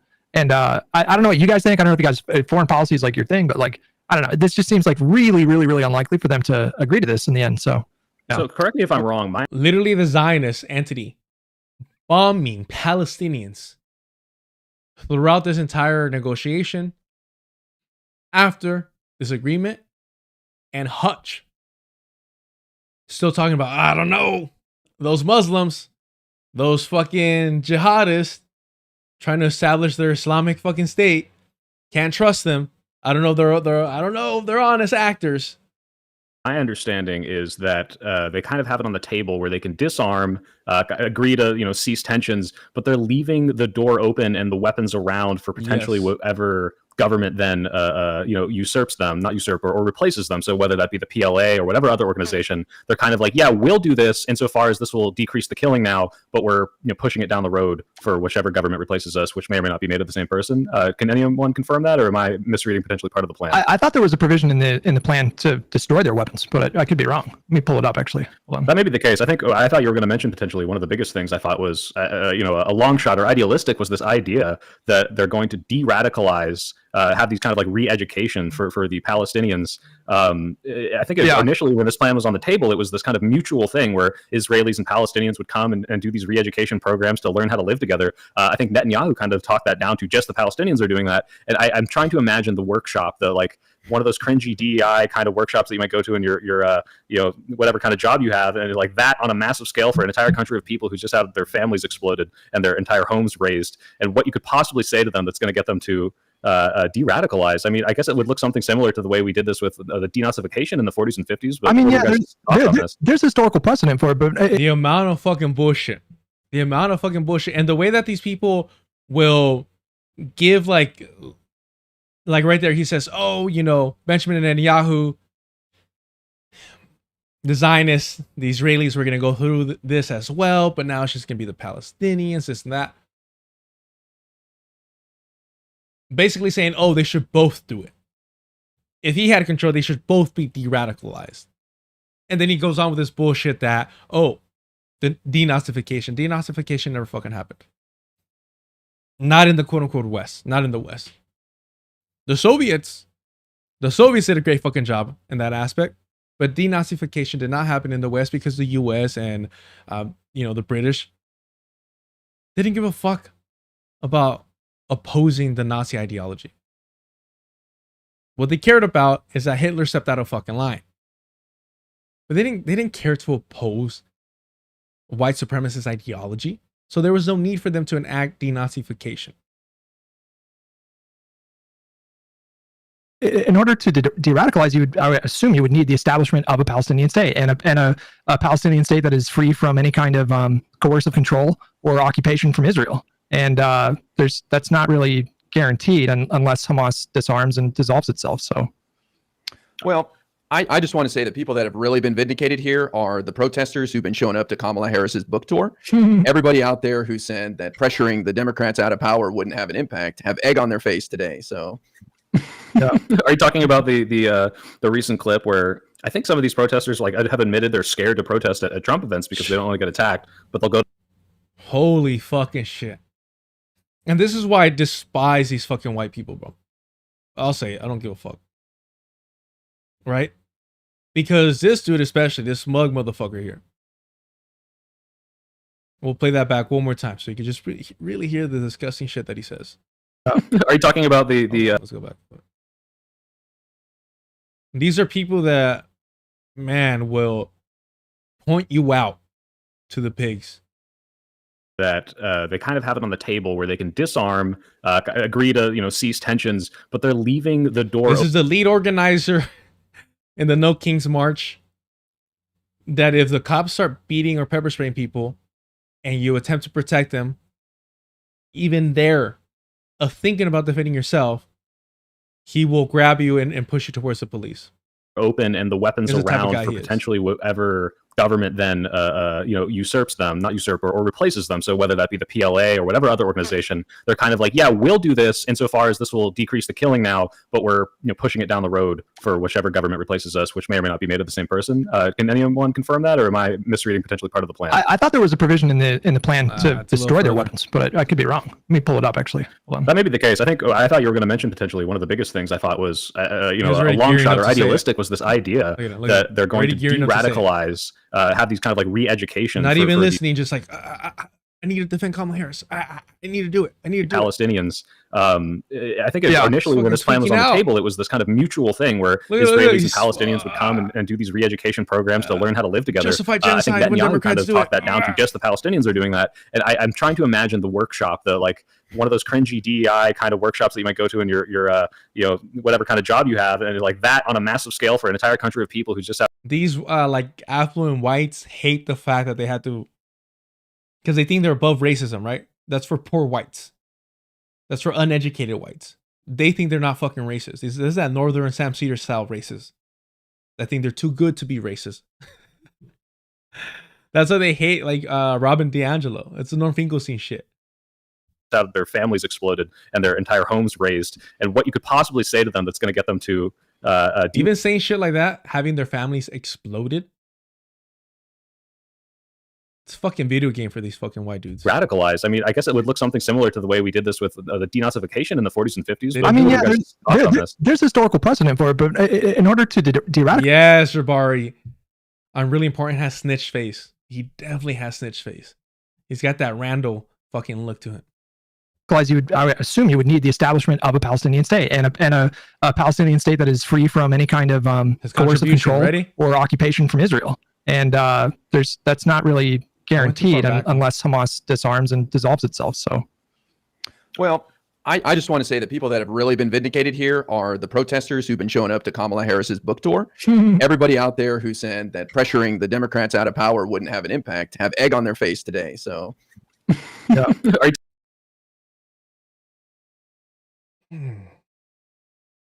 Help me, okay, because there's layers to this. So, somebody complicit in genocide, once they lose office, should not be called out for being complicit in genocide. Unless, of course, this white dude doesn't believe that Biden and Harris carried out a genocide through their Zionist proxy, which also would not be surprising. So what is it? Either you're a genocide denier or you don't think people that commit genocide should be held accountable once they lose office. It's one or the other. Also, how do people that didn't support the genocidal Democratic Party have egg in their face? What did Joe Biden do? What did he do? Pisco, not what he proposed or thought of or suggested. What did he do to stop the genocide? Nothing. What did Kamala Harris say she was going to do to stop the genocide? She said nothing was going to change. The relationship was going to be the same. She opposed an arms embargo. So they have to distort reality to be like, oh no, see, you didn't support Kamala Harris and now you have egg in your face.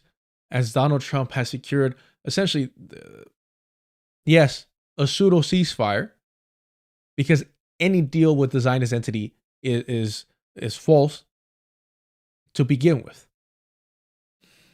But it's nothing better than what Joe Biden would have gotten eventually, because Joe Biden is a true Zionist. That's what these people are willing to address, that Joe Biden is a true, like, in his heart, he is a Zionist. Donald Trump does not give a fuck about any of that. So, and this reminds me of a conversation with Electronic Antifada. Ali Abunima was talking with Jeremy Scahill, and Jeremy said, like, yeah, like a lot of the Zionists were upset at Donald Trump because when they were going over the list of Palestinians that Hamas wanted to exchange, excuse me, on top of the list are the people that are, you know, serving multiple life sentences. Those that are going to be in there the longest and have been there the longest. Those are top of like the demand of who they want released. And the Zionists were like, no, we're not releasing these people, right? And apparently Trump was like, who cares? Like literally, like just release them. Whereas Biden and Biden would have been like, no, those people hurt the Zionist project. They can't be released. Trump was like, who gives a fuck? And they won't address that difference. They won't address the fact that Joe Biden is a white supremacist. They can't. They can't do that.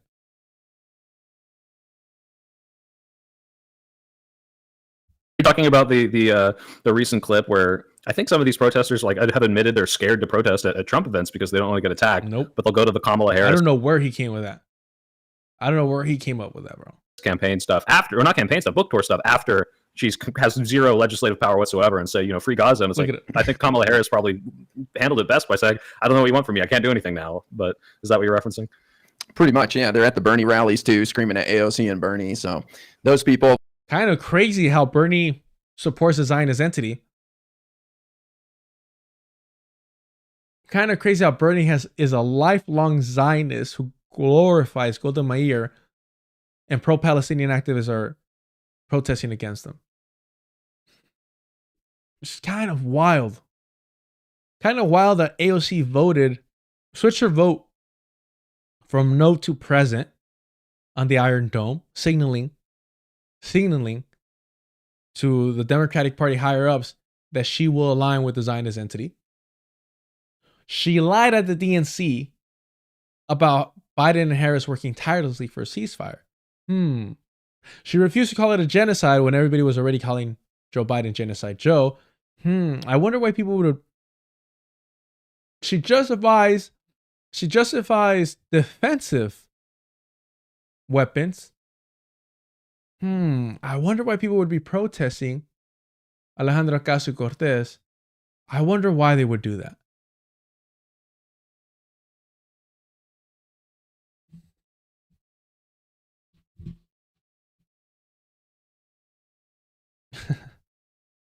Taka doing. Well, what will they do with themselves now is what I wonder now. I really am curious to see where the energy goes. They don't have to give up on it because, I mean, the terms of the deal are pretty, like if you're they're big on like anti-colonialism, and there's just, it seems to be a lot of like colonial. They're big on anti-colonialism. But it's funny that Hutch is giving a little bit of pushback here about, I'm really important saying, oh, I wonder what their next pet project is going to be, essentially. When Hutch was actually spreading this narrative, they feed off of each other. Hutch was spreading this narrative in a recent live stream where you really see how don't believe these fucking people when they say they oppose genocide. Don't believe them when they say they oppose genocide. They don't. They just know they have to say that. They know they have to say that. Let me see. Where did I say this? He brings down his streams after the fact, but I'm pretty sure I have it here somewhere. Let me make sure it's the right one. Oh, wow. That's a while back. That is definitely not the one.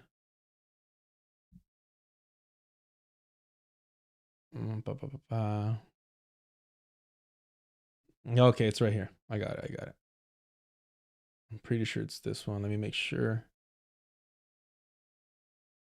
Because sometimes, I'm not going to lie, I be recording some of this stuff while I'm driving. I just hit screen record. But I don't know if I get certain notifications throughout this. No, it should be good here. All right, cool. No. Let me see if I can send it to myself. And then, because this is what, like 2 minutes?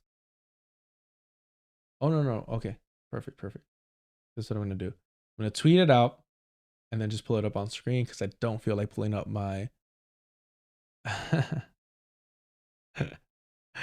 Hold on. Oh, I'm already going to pull it up on Twitter. Look at this shit.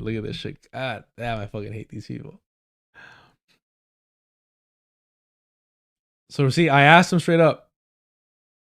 North Star, it's simple. Are you a settler or not? What is he reply? Not going to debate your woke nonsense. And there's always one. There's always at least one.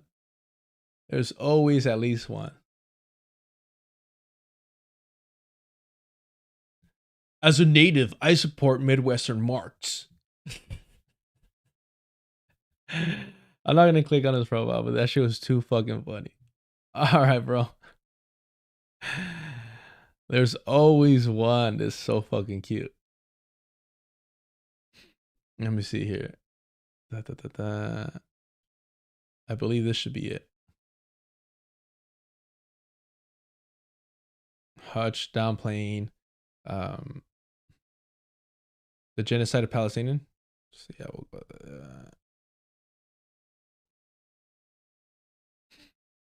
and then we'll put this out.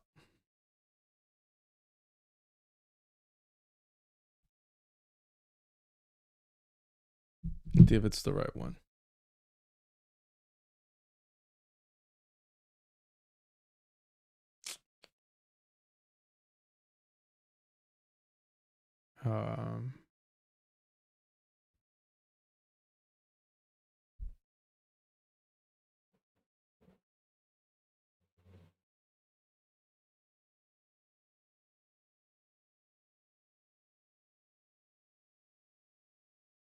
Was it not up yet? What the fuck? They're not sent. Oh, there we go.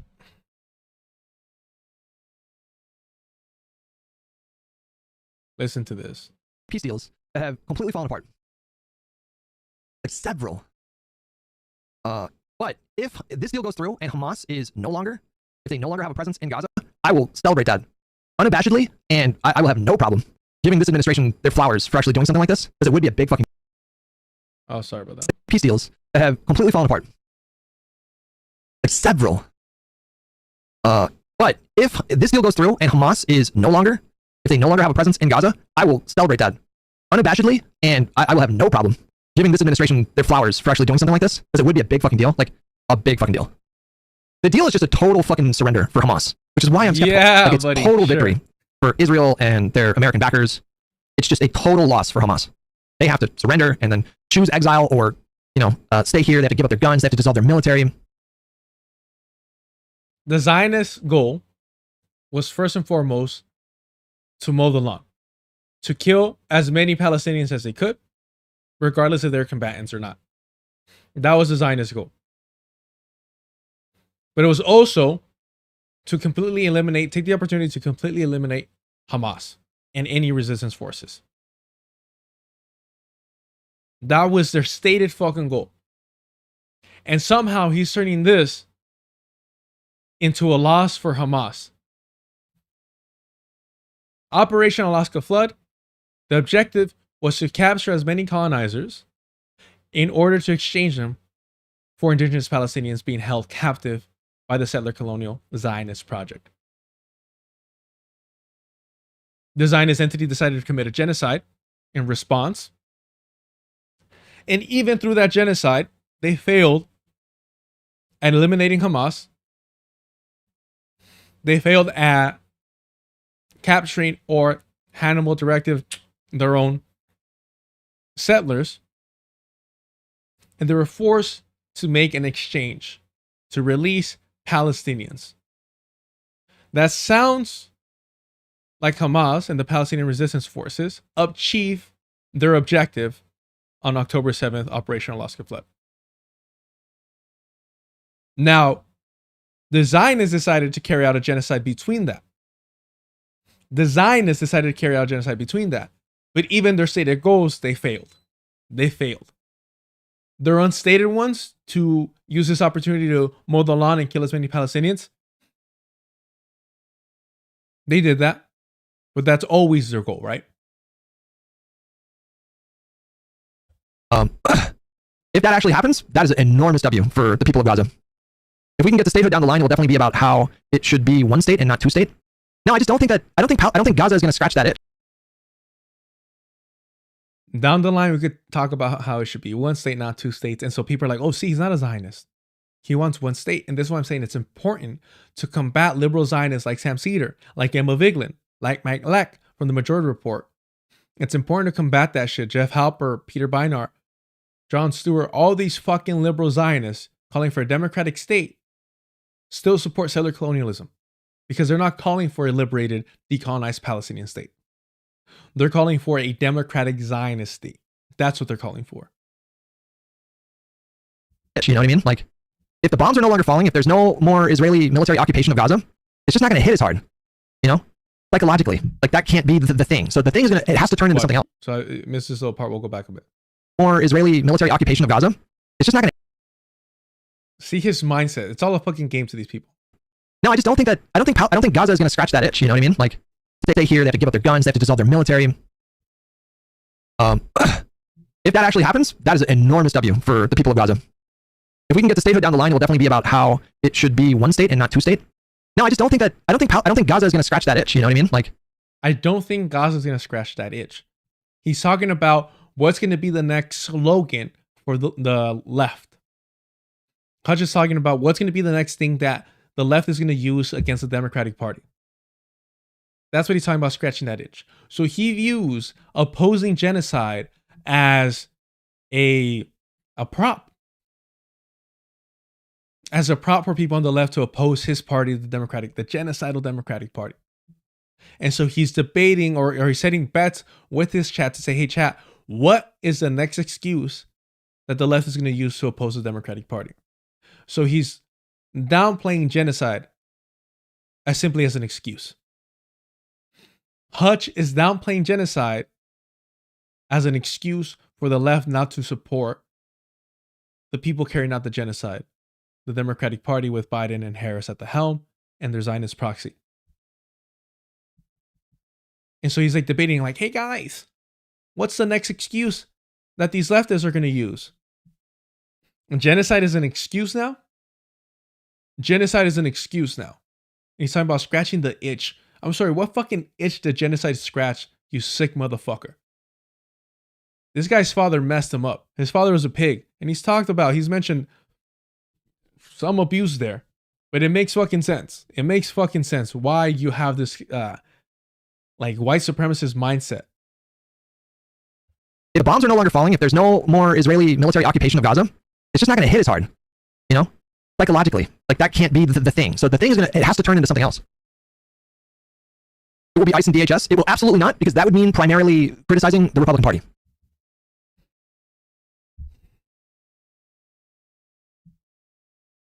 Literally, some of the most proactive, getting busy, getting active protests were against ICE. What the fuck is he talking about? He's talking about, as if the left doesn't protest when Republicans are in power or against Republican positions. It's fucking delusional. They want to hate the left more than they hate Republicans. In fact, they do hate the left more than they hate Republicans. And they're not going to do that. I could be wrong about that. Did you see Stephen Miller? But he does little shit like that. He adds little shit like, it's a coward ass fucking move. I could be wrong about that. I tell you from the jump, hey, I'm not sure, I don't know. But if I'm making statements about other fucking groups, other people, I'm not adding the little asterisk at the end to cover my ass and be like, I could be wrong though. You're saying a whole lot of fucking wild shit that the left has been using, weaponized the genocide of Palestinians to simply oppose the Democratic Party. Instead of, no, we oppose the people carrying out genocide, regardless of the party. In fact, the way we view it is that both the Democratic Party and the Republican Party serve capital, serve empire. We've seen how Joe Biden's and Harris genocide has been carried out by Donald Trump and J.D. Vance. Pisco said himself, right? Ignored whatever fucking deal Biden had on his desk and he never implemented for 8 months. The Republican Party did that. The Republican Party did that. But the Republican Party doesn't pretend to give a fuck about Palestinians. The Republican Party does not want Palestinian voters. And say Trump has plenary authority. I did, and then he like stroked out. It was so weird. It's not going to be Ukraine because they don't give a fuck about Ukraine. One iota. All right, hold on. Let's start. All right, here we go. Soy pill, don't fucking trigger me, bro. Please don't trigger me. Hey, it's me, the Soy Pill, and I'm going to say something that would be controversial for my primarily left-wing audience. All of your problems don't stem from Donald Trump. Sure, you can't pronounce the name of the chemical he's trying to blame autism on. I said, well, let's see how we say that. I said, So I don't know why now Hutch is like walking back what I'm really important was parroting. Because these fools parrot each other in order to build each other up and legitimize their positions. In this deal, it's not like they're just giving Palestinian people their own state. It's like a whole new. It's going to be like a multilateral effort to set up like a. The soy pill guy, the fact that he's talking about equating de-radicalizing Palestinians and de-radicalizing their colonizers, that shows you who they really fucking are, bro. What is it? Norm. Did I put Norm in or Norm? I think it was Norman. It looks like it's Norman because it should have been like that. Oh, here we go. Same fucking colonizer vibe. Cringy political correctness. I have no doubt about that. They had classes in settler colonialism and decolonization and de-Zionizing the Jewish mind. Really stupid, cringy political correctness. I have no doubt about that. They had classes in settler colonialism and decolonization and de-Zionizing the Jewish mind. Really stupid, cringy political correctness. I have cringy shit like that. And then of course he has to mention Robin DiAngelo. Bro, the way Norm Finkelstein has a fucking this obsession with Robin DiAngelo, Ibram X. Kendi, it's just the sexism and the anti-blackness, it's perfect for him. He loves that shit. If only he could find a trans person that he could also hold as the arbiter for the destruction of the left. Man.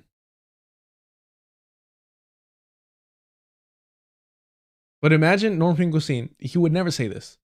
He would never say that denazification was a waste of fucking time, that it was cringy. He wouldn't say that. He wouldn't be mocking denazification if it ever happened, at least on this side. Norm Finkelstein, no, he's talking about, he's mocking decolonization in campuses, courses on decolonization on campus colleges. There you go.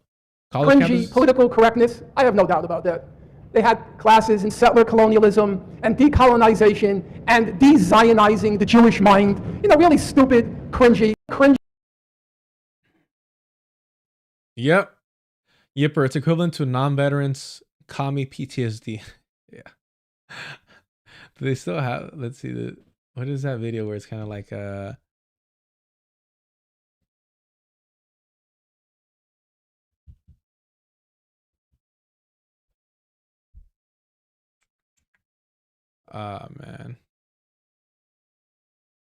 Is this real? They don't have the video of it. But yeah, from our Vietnam trip, our guide popped out of the VC tunnel to jokingly scare the vets. Dad yelled at him for 10 minutes. They missed one. They missed her pops. They missed them.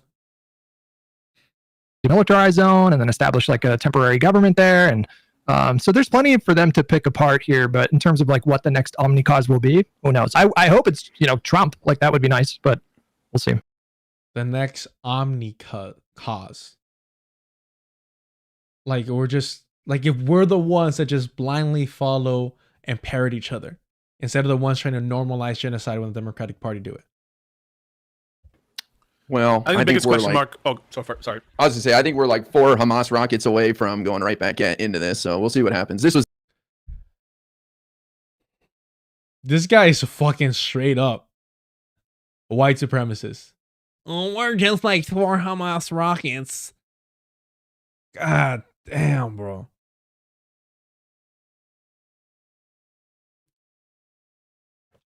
We're not gonna body shame here, but I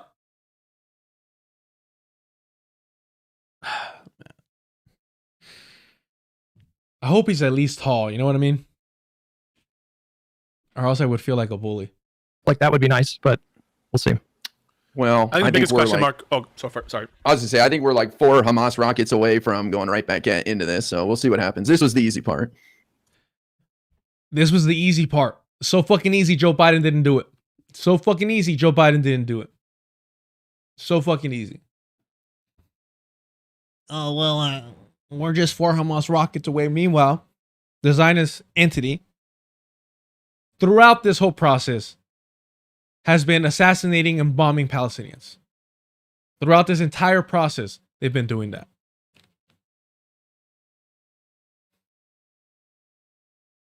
The white supremacist mindset is just the way it just disassociates from reality. To uphold white supremacy is I guess, something for these people to admire from each other. Isco, these are your friends, Vato. These are your friends. And Pisco, I don't know if he says at this point, but Pisco brags about how like he was against cancel culture and against woke stuff on campus. That he wrote an entire article in his college newspaper, of course. That's what you were doing in college is fucking hilarious, right?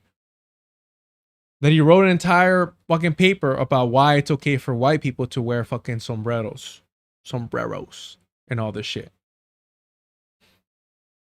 He's Peruvian. He's fucking Peruvian. When they wear fucking sombreros, they're not wearing fucking Peruvian fucking attire, you dumb fuck. But you're gonna go ahead and give them the passes. It's interesting. It's interesting.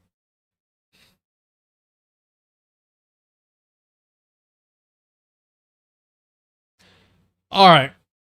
If you're tuning in and you haven't already, please subscribe, help the channel out. If you're sick and tired of normalizing these fucking white supremacists, because that's what they are, when you're censoring Hamas as the villains of this story, as the Zionist project carried out a genocide, as they've been bombing and assassinating Palestinians throughout these negotiations, and you don't recognize Hamas, at least these people don't recognize them, as an anti-colonial resistance force. You're sick and tired of these fucking people being normalized, go ahead and subscribe. Super chats are turned on, super stickers are turned on if you want to help support the channel that way. Man. I stream Wednesdays, Thursdays, and Fridays. Allegedly at 7 a.m. Allegedly. So if you can't, we're all struggling out here. Get busy in the chat. Don't be scared, homies. You'll be fine. Si eres güero, if you're white, it's all right. We won't be nice, but it'll be good for your soul. It'll toughen up that UV sensitive skin of yours. And at the very least, you won't become like these fucking this way, these fucking colonizers.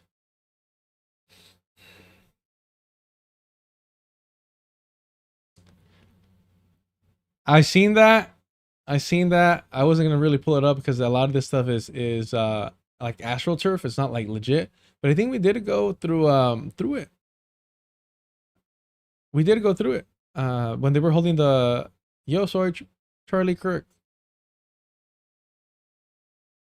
Let's see. What's this one is? Yeah, we went through it. I covered this one. Hetero y también soy Charlie Kidd. Yo soy mujer, estoy en contra de la inmigración ilegal y sin filtros y soy Charlie Kidd. Yo soy marrón. Honestly, I feel like they just told them like, hey, we're gonna give you money because they're like at a store. We'll give you money and just do this. I'm not saying there isn't a right wing, probably like Christian fascist fucking movement.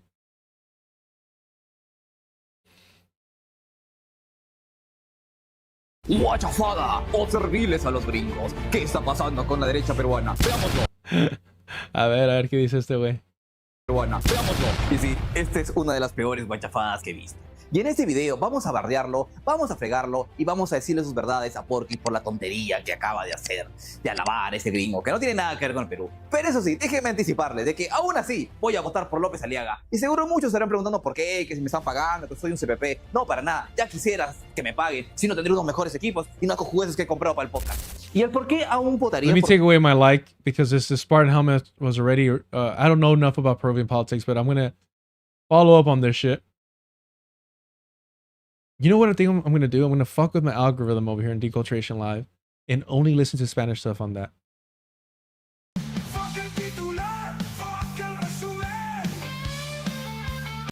Doctor Rivera. That's what I'll do. Anywho. All right. If you haven't already, subscribe to Deculturation Live. That's where all the streams stay up. And I'll eventually start editing videos there as well. I'm concerned as well for the longevity of the deal, given what the position of Benjamin Netanyahu's cabinet has been up until recently. Hopefully, it sticks. Hopefully, there's the availability for this to be lasting and for them to get through the different phases of the deal. My concern continues to be that Trump is being motivated by personal enrichment, his relationships with Gulf states, etc., and that he's not being motivated. And if you even see some of the press conference or whatever the announcement deal, I think there was a hot mic between him. And now I'm not even remembering if it was someone from I don't know if it was Egypt or it was some country. I'm not remembering. I saw one with Indonesia. Are you talking about that? Where he's asking for his son? Yeah, that was Indonesia. That was right. Yeah. And so nobody really, I think, trusts the motivation of Trump in this moment. And hopefully it'll have a staying power. That's my hope. But yeah, time will tell. I hope so too. We all be happy. Killing is currently ceased. Yeah, of course. Yeah. And I know the meme is like, by no means do you have to. Sweeter than anything. Thank you. Thank you for the super sticker. It's actually cute as fuck. Appreciate you. Yo, what the fuck? What happened with the alerts? Damn, my apologies. Let me see real quick. Let me see if I could. What the fuck? That was not. My apologies there. That annoyed me. Let's go to the dashboard. Because if I click this, streaming tools, overlays, alerts. That is weird. What the fuck?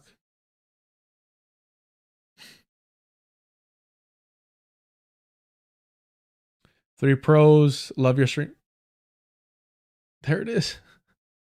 Oh, I know why. Oh, I think I might know why. Let me see here. Oh, let me hide that. Oh, now I activated. That's fucking weird. There's a lag apparently. Appreciate it. Three pros. Love your streams. Thank you so much. Ever try again? What the fuck? There we go. Where the fuck did the alerts go? I don't know why it popped up over here in the corner. That was weird. Oh, Oh, yes. I know why now. I'm the problem, per usual. So, like I said, I was trying to... It's gonna be ridiculously. Anyhow, we'll see how it looks. I was trying to set everything up with Streamlabs. Not gonna work out sticking to OBS. It's better. It's free. It's cool. But I was trying to streamline everything. It's fine. We're good here.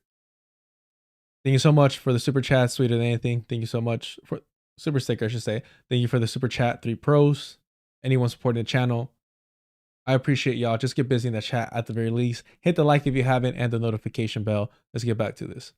To quote, hand it to Hitler. But hey, look, if Trump's the one to get this done, as much as this should have been done earlier, as much as he had it on his plate, it's happening now. I'm happy. Sorry, just go back a little bit because he talks about handing it to Hitler, right?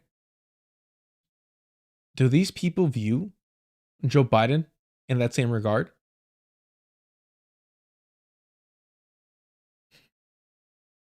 Do they view Benjamin Netanyahu in the same regard? Can we all be happy? Killing is currently ceased. Yeah, of course. And I know the meme is like, by no means do you have to, quote, hand it to Hitler. But hey, look, if Trump's the one to get this done, as much as this should have been done earlier, as much as he had it on his plate, it's happening now. I'm happy it's happening now. And, that doesn't mean we're going to, flip on him. But it's like, hey, you can do a good thing and be like, okay with that. I'm okay with admitting that. So supposedly the thing that really pushed this thing into actually materializing was Netanyahu's strike in Qatar, which was meant to decimate Hamas leadership. And I think it ended up killing mostly Qatar, do you say Qataris? I'm not sure. Police officers in Qatar, one Hamas official. But Netanyahu and Israel, they've been trying to normalize relations with a lot of these states for the last decades, a decade pretty aggressively. And so there was a bunch of pressure on him from these other states after that strike, and then plus the Trump administration themselves, because Trump was pretty pissed about that. He didn't give Trump a warning. I think he gave him an hour warning, we're going to do this. And so yeah, he really fucked himself by doing that, which is pretty ironic considering one of the main pitches that Netanyahu has been throwing to Israeli voters over the last 2.5 decades was that he was the guy that was going to prevent the establishment of a Palestinian state. That was one of his selling points. And so I don't know, there's a lot of reasons to be dubious of this plan, but of course it's obviously a really great thing that the bombings are going to stop. It's because he doesn't fucking care. That's what these fuckers didn't understand. He does not fucking care. Regardless of whatever promises he made, and this is the risk of going into a deal with them, and I'm sure Hamas, they're aware of this. Who the fuck are we? They're aware of this. It's just hilarious that it's for this motherfucker, for Trump, his personal ambitions outweigh everything. They outweigh everything. So unlike Biden, unlike Harris, who will stick to the fucking game plan, Trump is like, nah, I want a Nobel Peace Prize now. Obama got one, I want one. Obama got one, I want one. That's the fucking approach. And these people are struggling to fucking understand that because they're unwilling to address the fact that Joe Biden is a fucking through and through proud Zionist.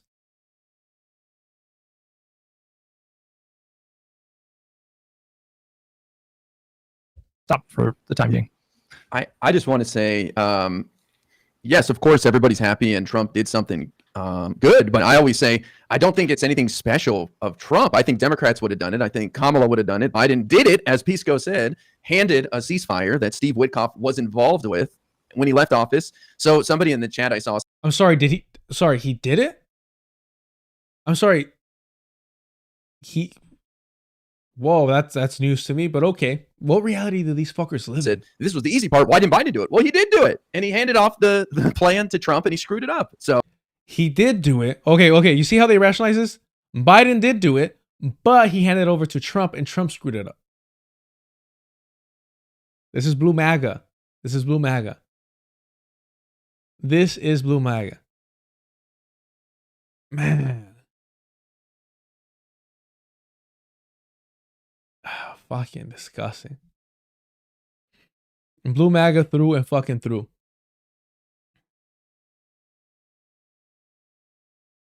Oh, what do you want from him? Well, it reminds me a little bit IRI. Well, I got to ask IRI. Did Secretary of State under Biden whisper into his ear in front of the press conference and let everyone know that the ceasefire was happening and make everyone excited? Because if that didn't happen, I guess you didn't really get everyone on board, right?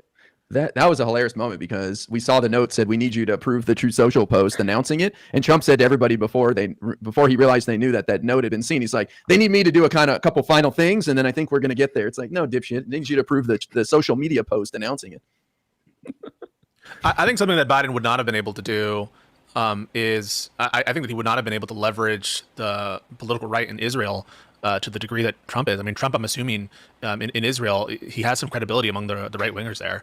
And, that speech where he's speaking to the Knesset, would a Democrat be able to walk into the Knesset and deliver, a speech like that and to get buy-in from Netanyahu this way? I'm not sure. I'm not sure about that. But all I know is that I don't trust the input, the machinery of the incentive structure of Donald Trump, and I know that he did have a ceasefire agreement walking into the administration, and what happened for the last 8 months and 9 months, I don't know, but we should not, I think, count our chickens before they hatch. What we want is a sustained peace, and time will tell.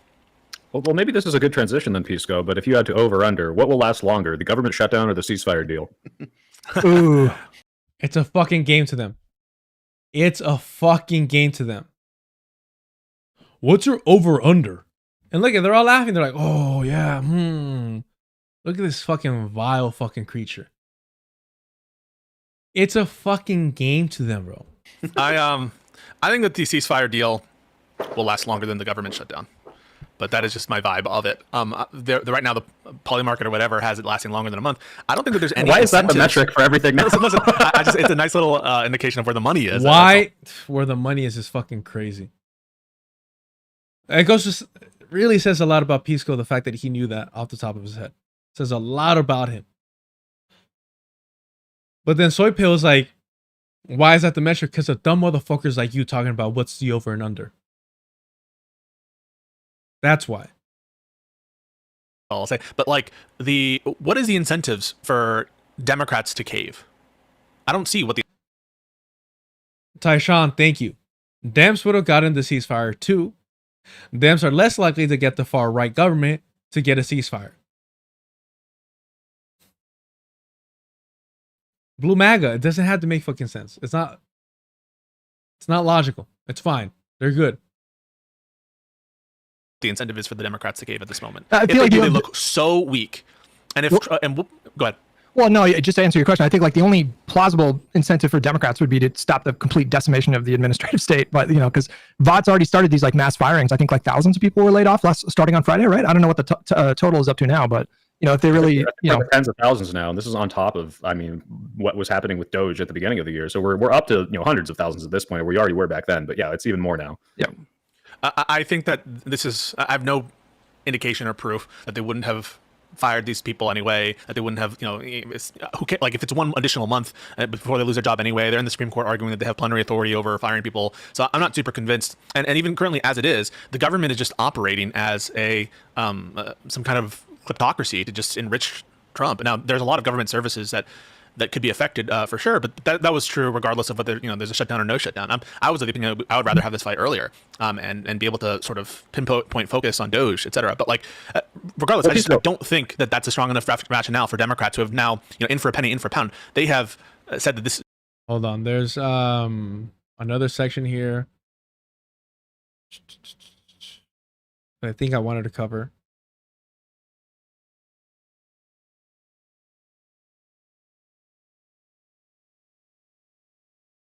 But I might be wrong.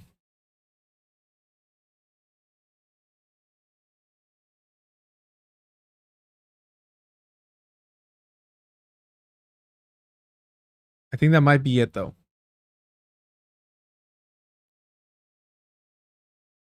Yeah, I think that should be it. But Pisco's always saying some dumb shit on this stuff. So reason why he has mainly white friends.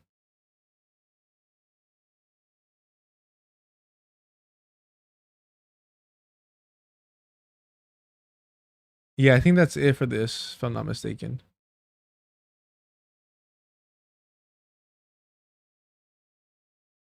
Maybe a little bit of this. Democrats midterms. Let's support Democrats in the midterms. So it's really up to the party to like change their image, and that's just a really difficult thing. I think images can get really sticky, and leadership doesn't seem like it's changing anytime soon. And so, Well, Yeah, Hutch, no. are you positing that all these podcast bros, when they're voicing these like concerns with the image and the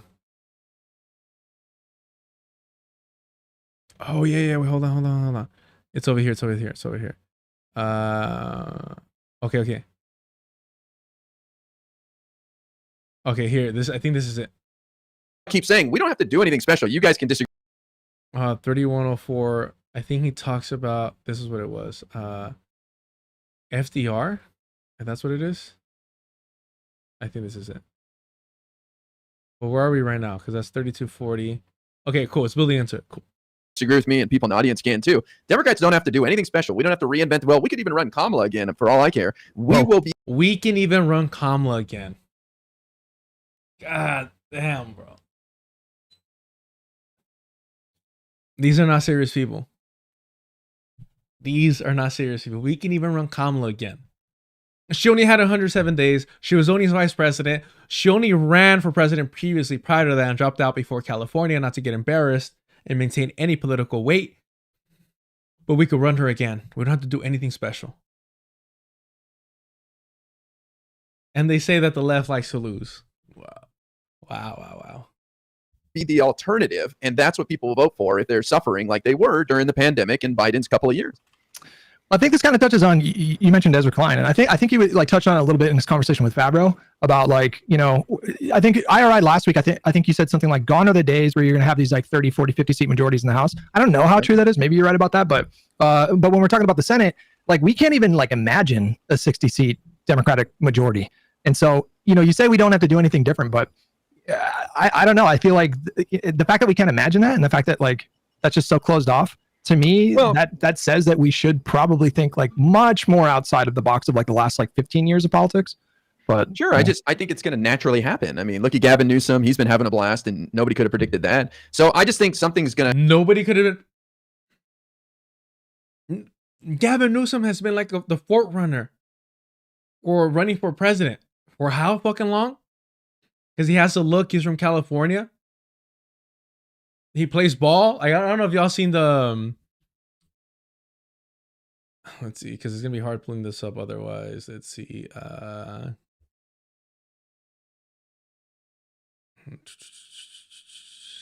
I don't know if y'all seen this with Van. This shit's so fucking funny. Interesting. You're like the first to bring up AIPAC in years, which is interesting. It's interesting. You're the first to bring up AIPAC in years, which is it's interesting. It's interesting. I think it says interesting like 10 times in this. What a fucking coward.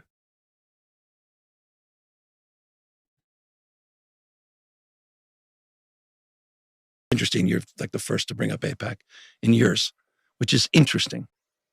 I will not vote for a candidate that takes $1 from AIPAC. It's interesting. I mean, it's interesting. I haven't thought about AIPAC. And it's interesting. You're like the first to bring up AIPAC in years, which is interesting. Why did I say that?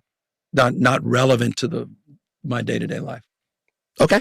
Which is just interesting. Listen. It's interesting you say that. JPAC perhaps more, but AIPAC less and less. Okay. Fair enough. Which is just interesting. What's interesting about it?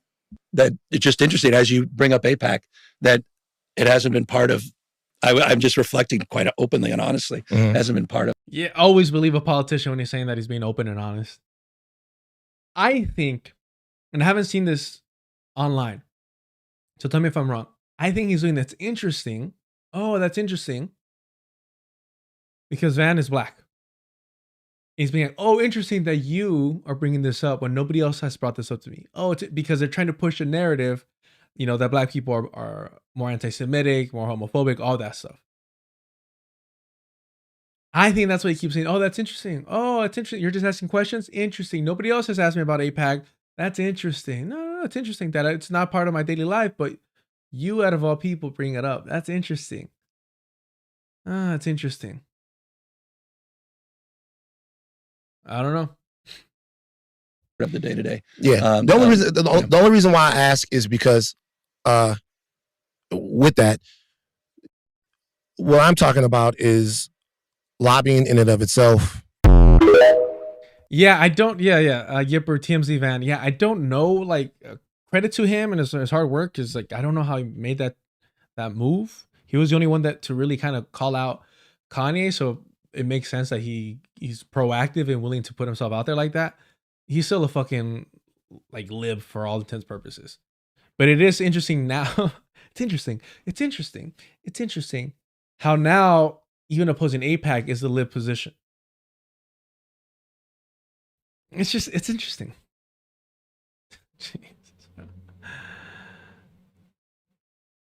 Oh, but you know who posted this shit? Fucking the Majority Report. That shit had me dying, bro. Let's see if they post it. I'm just wondering, hey, credit to them. Credit to the Majority Report. I'll say this much. Credit to the Majority Report because they still haven't blocked me. Or maybe they did. Fuck. It's Majority FM.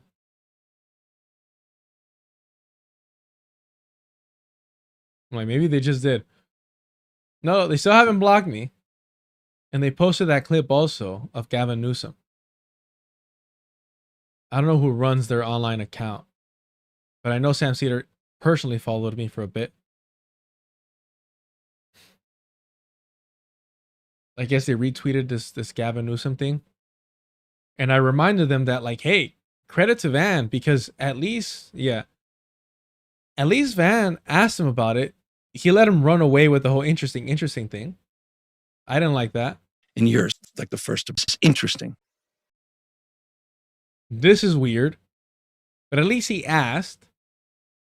Whereas, what I put, at least Van Lathan asked Gavin Newsom about AIPAC.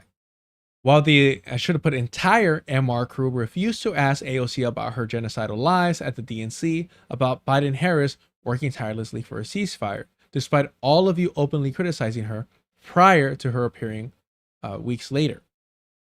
This is AOC. And she is working tirelessly to secure a ceasefire in Gaza and bringing hostages home.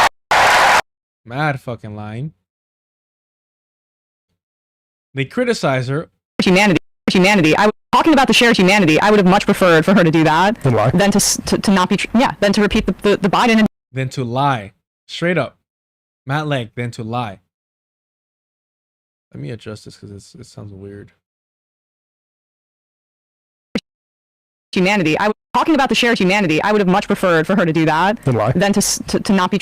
Than to repeat the Biden administration line about the. But that line too, in particular. Working tirelessly is literally the exact words that Harris uses every time she's confronted with. Let's see. David Barnes, Van was on the Majority Report with Emma. Guess who wasn't there?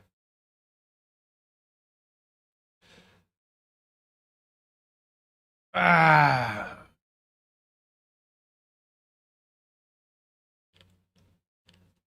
don't want Sam Cedar to be an anti-black racist. I don't want him to be a misogynist. I don't want anybody to be those things. But if they are, I want all of us to understand it, to agree, to see it, to acknowledge it. It'll make the world a better place. To understand that Sam Cedar is an anti-black misogynist. It is. And it is... and Biden too. And it's... the thing is that there is a... Even if I was to accept that premise, there is a willful refusal to use the leverage that would make it a lot less tiring. I mean, you know, you can, the bottom line is, it's one thing to say, like, we're working this, you know, in the most inefficient and most ineffective way possible, but we're doing it a lot. We're going up a hill on a bike and we're using the first gear. Why don't you just switch to the higher gear? With the brake, too. Right. And she also centered the hostages, again, this is just copy and paste, as opposed to like the reality of what the Israeli government is doing, which is sacrificing the hostages for genocide. And I'm shocked to see when she came on the House floor a few months ago and said this is genocide and had strong language. This is a very different tactic that she's taking, and they kept cutting to Kathy Hochul in the middle of her speech. Maybe she wants to run for governor, maybe she wants to take Schumer's seat. But I think that we're at a point now where we should be observing the fact that she's making some moves away from the left when she first got elected in 2018. Emma Vigeland acknowledging that AOC is making some moves away from the left. How brave of her. Another indicator of that is saying middle class when working class should be the term that a socialist collective uses. So she's making say it a good amount in the speech. Malek says in the background she's making a pivot. Cool. working class, but that's the Harris. I would remove middle class from my vocabulary, but you know, she's on a different trajectory right now, and good luck. Yeah. Good luck to her, basically. They all jump in there acknowledging this. And then weeks later, what happens? Right. And part of why, you know, I was excited about the prospect of you winning that position to be the top Democrat on oversight was because of the fact that you could communicate that kind of thing with a really large megaphone. And I think part of maybe I saw what you did with your followers after the election, some of the voters who voted for you and Trump. And, you know, Trump's style of tweeting or truthing or whatever, he's lying all the time, but it at least simulates a level of responsiveness to the public. Yes. So my question is just like, do you think that the Democrats' message on Trump's threat to democracy was undercut by the fact that an overwhelming number of Americans thought that Biden was too old to run for a second term, and yet there was no real primary process anyway? So like, I guess in other words, do you think that the Democrats need to build back more trust and legitimacy with their base, democratic legitimacy, by showing more responsiveness? When they all acknowledge that she lied at the DNC. Also, Emma saying, oh, I wish you would have won that committee seat. We've been over this. Is it political? Literally right here. It's already saved in my fucking...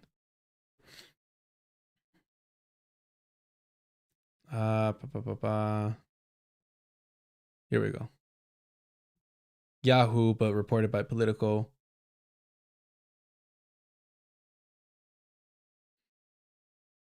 Representative Alejandra Ocasio-Cortez privately signaled to Democrats that she might no longer back congressional primary challengers or challenges to her colleagues, according to 3 people familiar with her remarks.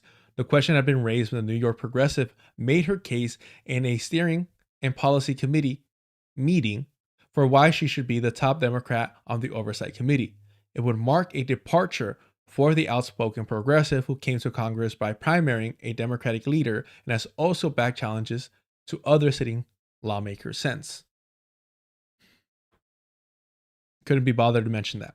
Couldn't be bothered to ask her about that. For verification, I've seen no Radlib, Calculancy, Crystal Ball, even TYT, the majority report, nobody questioned AOC about this.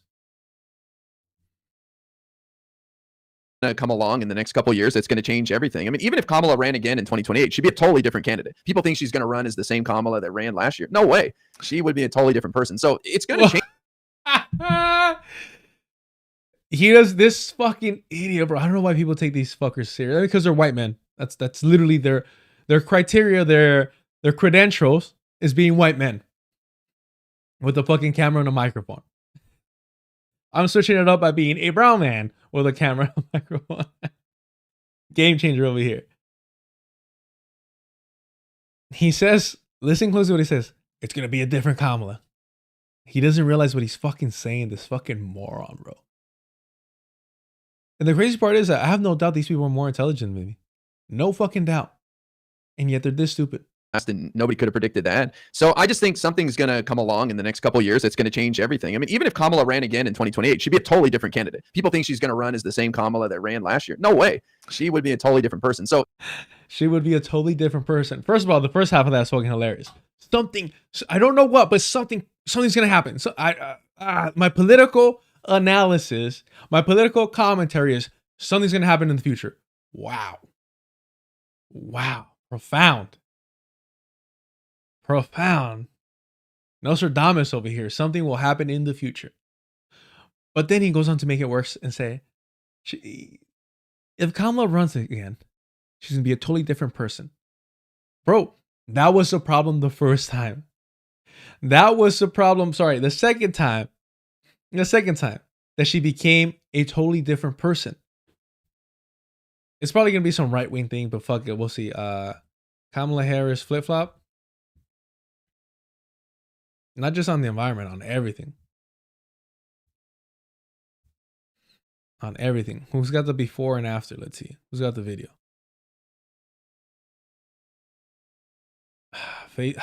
What is this? First, I hate videos by Facebook.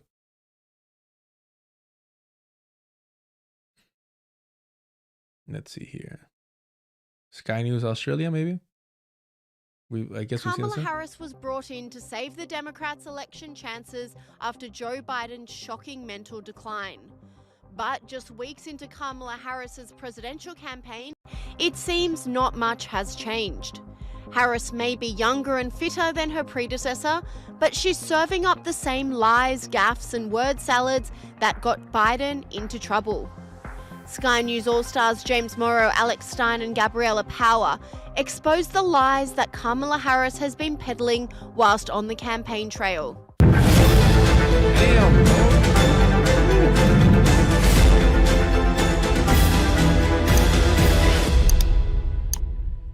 Kamala Harris is determined to become president, but with more attention This shit reminds me of like E coverage over here.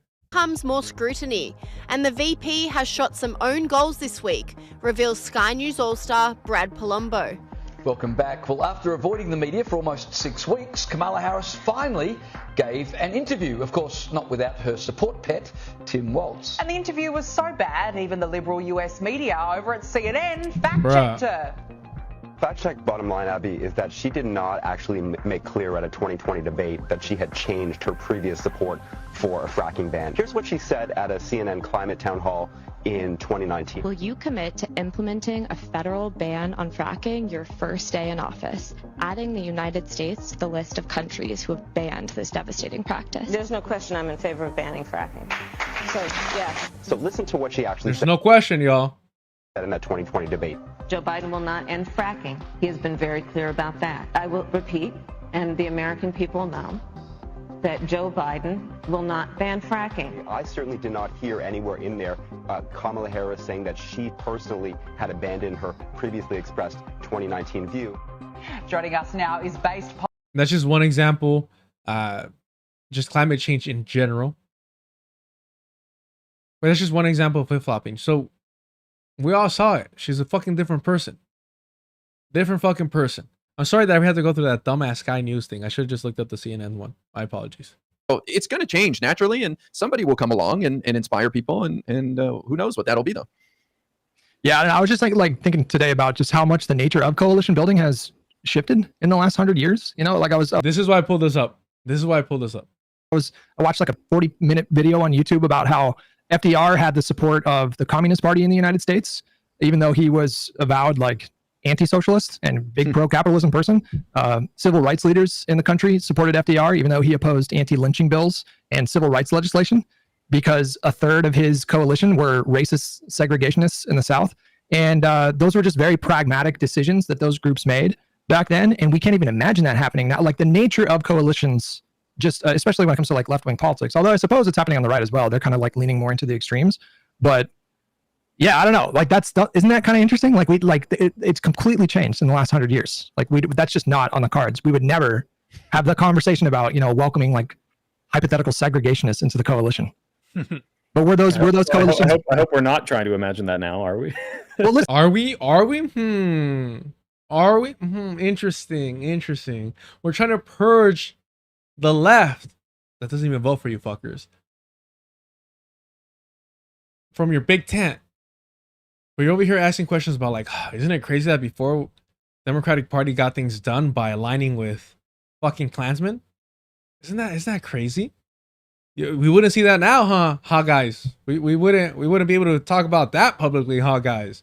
As you're having the conversation. It's so interesting. It's just interesting. That's all it is. It's interesting.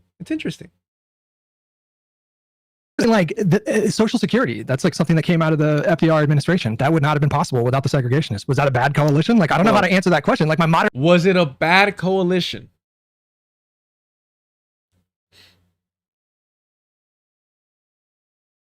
You see what we mean when we say liberals align with fascists? It was good for the economy. It was good for white people. We got it done. Exactly, certain thing. Genocide Joe was the segregationist. And you know who pointed that out? You know who reminded the country of that? Knuckles, I see you, Knuckles. Kamala Harris, Joe Biden debate moment. We've also heard, and I'm going to now direct this at Vice President Biden. I do not believe you are a racist. And I agree. I do not believe that the guy supporting racist policies is a racist. With you when you commit yourself to the importance of finding common ground. But I also believe, and it's personal, and I was actually it was hurtful to hear you talk about the reputations of two United States senators who built their reputations and career on the segregation of race in this country. Isn't that what Hutch wants? Isn't that what Hutch so desperately wants, that this country change from 100 years from now? Your president. Shit, technically mine too, right? I voted for him. Fuck. The vice president, formerly vice president, then the president, was supporting, sympathizing segregationists. So what the fuck are you missing, Hutch? What do you so desperately miss about the coalitions that the Democratic Party used to have with segregationists? What is it? But these people want you to believe that they're not white supremacists. These people want you to believe that they're not white supremacists. And Hutch is, of course, the pinche vendido. The pinche vendido, the Hutch. Like, what I tell you from the jump?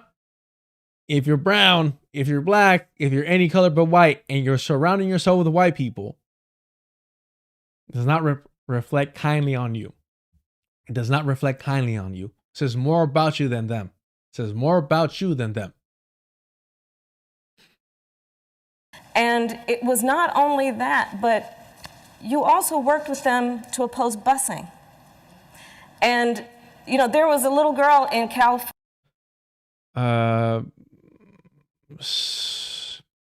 Something tree. This was from 2020, not 2024. Yeah. Sorry. The 4 years completely changed the landscape for the Democratic Party.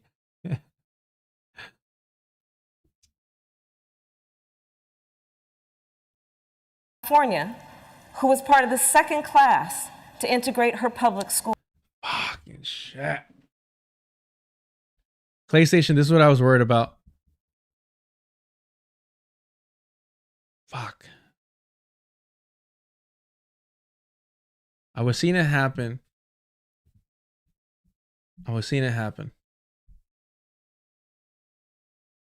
Let me see if I could. Give me 1 second then, chat.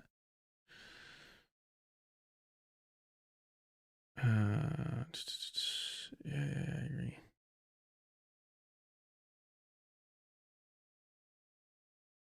Oh shit. I revealed all my information.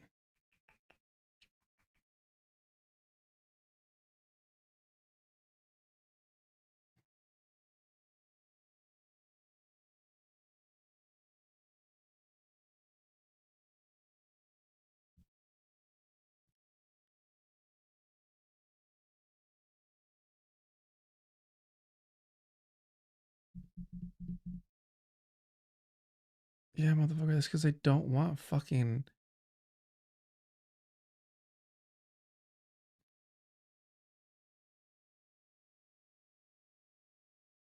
What the fuck do I have? I have the... Is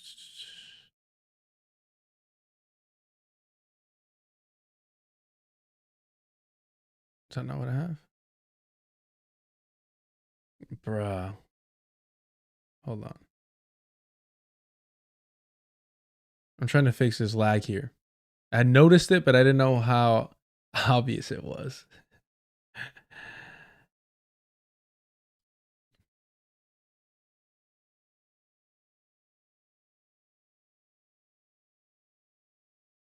Yeah, it's not reading the device for whatever reason.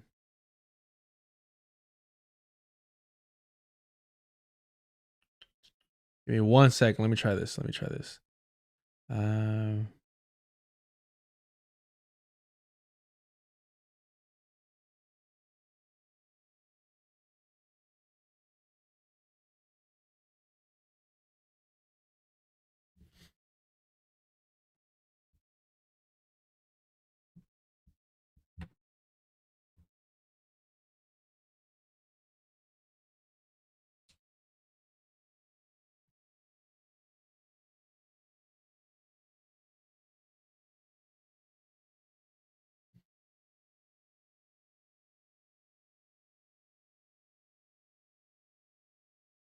All right. Let me see. Let me pull this up.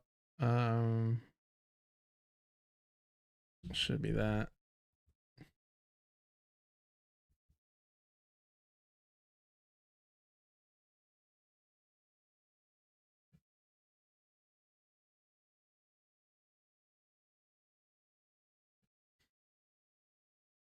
Oh, what the hell? Let me try that again. My apologies. What are we doing?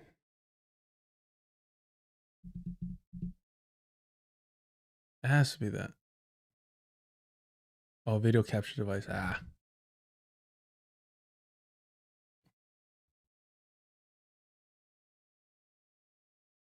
Whoa. 1 There we go. 1 2 1 2. Ah, there we go. What about me, Michael? What about me? I'm smart. Let me lower this a little bit. At least below the chat. There we go. And we'll bring that back. Perfect.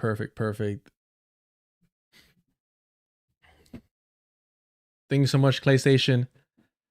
Nice seeing you around. Appreciate it. Didn't let me get away with my laziness. I was just afraid to like interrupt the flow. But now I could blame it on you. The goal is to dodge accountability the way that white men do. That is my objective here. And she was bused to school every day. And that little girl was me. Dun dun dun. Oh, I like to see his full reaction when he's like, oh, what? And I will say also that their reputation worked with them to oppose busing. And, you know, there was a little girl in California who was part of the second class to integrate her public schools. And she was bused to school every day. And that little girl was me. His face. What?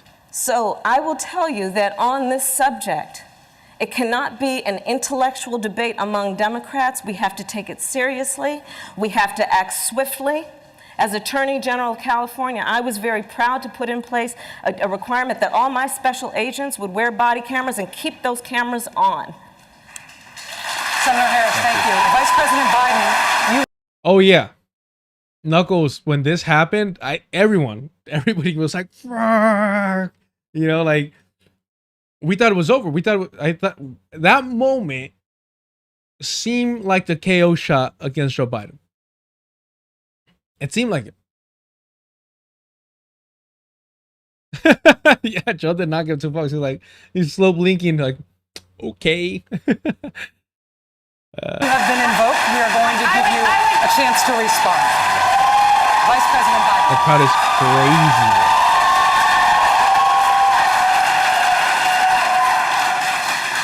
It's a mischaracterization of my position across the board. I did not praise racist. That is not true.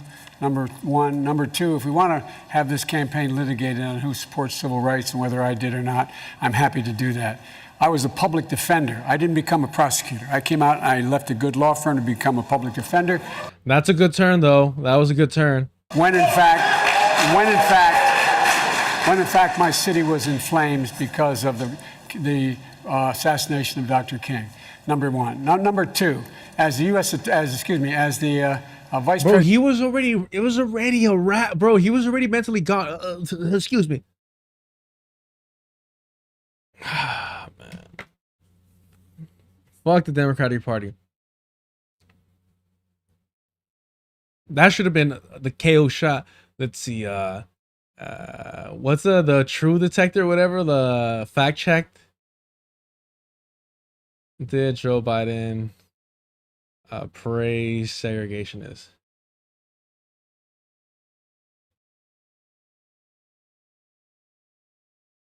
NBC. Joe Biden didn't just compromise with segregationists. He fought for their cause in school, experts say. And Hutch is over here like, why can't we align with segregationists anymore? We used to be, make the Democratic Party great again. That's what he's saying over here. In a 1975 Senate hearing, the legendary civil rights lawyer Jack Greenberg has something to say to freshman Senator Joe Biden. Greenberg, longtime director of the NAACP Legal Defense Fund, took Biden to task for sponsoring a bill that would limit the power of courts to order school desegregation with busing.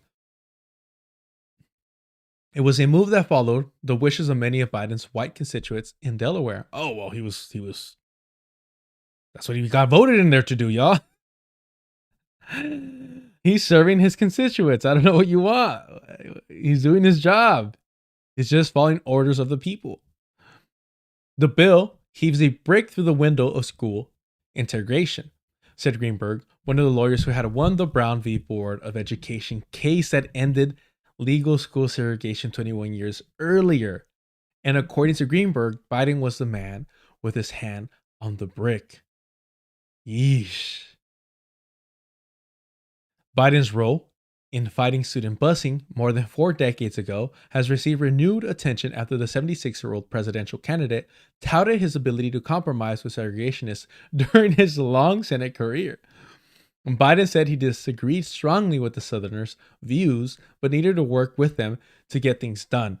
Biden's comments set off a firestorm among his political rivals and some political analysts who describe his language as offensive and anachronistic. But political experts and education policy researchers say Biden, a supporter of civil rights in other arenas, did not simply compromise with segregationists. He also led the charge on an issue that kept black students away from classrooms of white students. His legislative work against school integration advanced a more palatable version of the separate but equal doctrine and undermined the nation's short-lived effort at educational equality, legislative and education history experts say. Quote, Biden, who I think has been good overall in civil rights, yeah, except this one thing, right? Except what influences the next fucking generation of whites, was a leader on anti-busing. Rucker Johnson, author of the book Children of the Dream, Why School Integration Works. Okay, buddy. I only say that because it's like, yeah, letting our kids be taught by these fucking white supremacist teachers, indoctrinated into these American nationalist schools, seemingly a fucking mistake.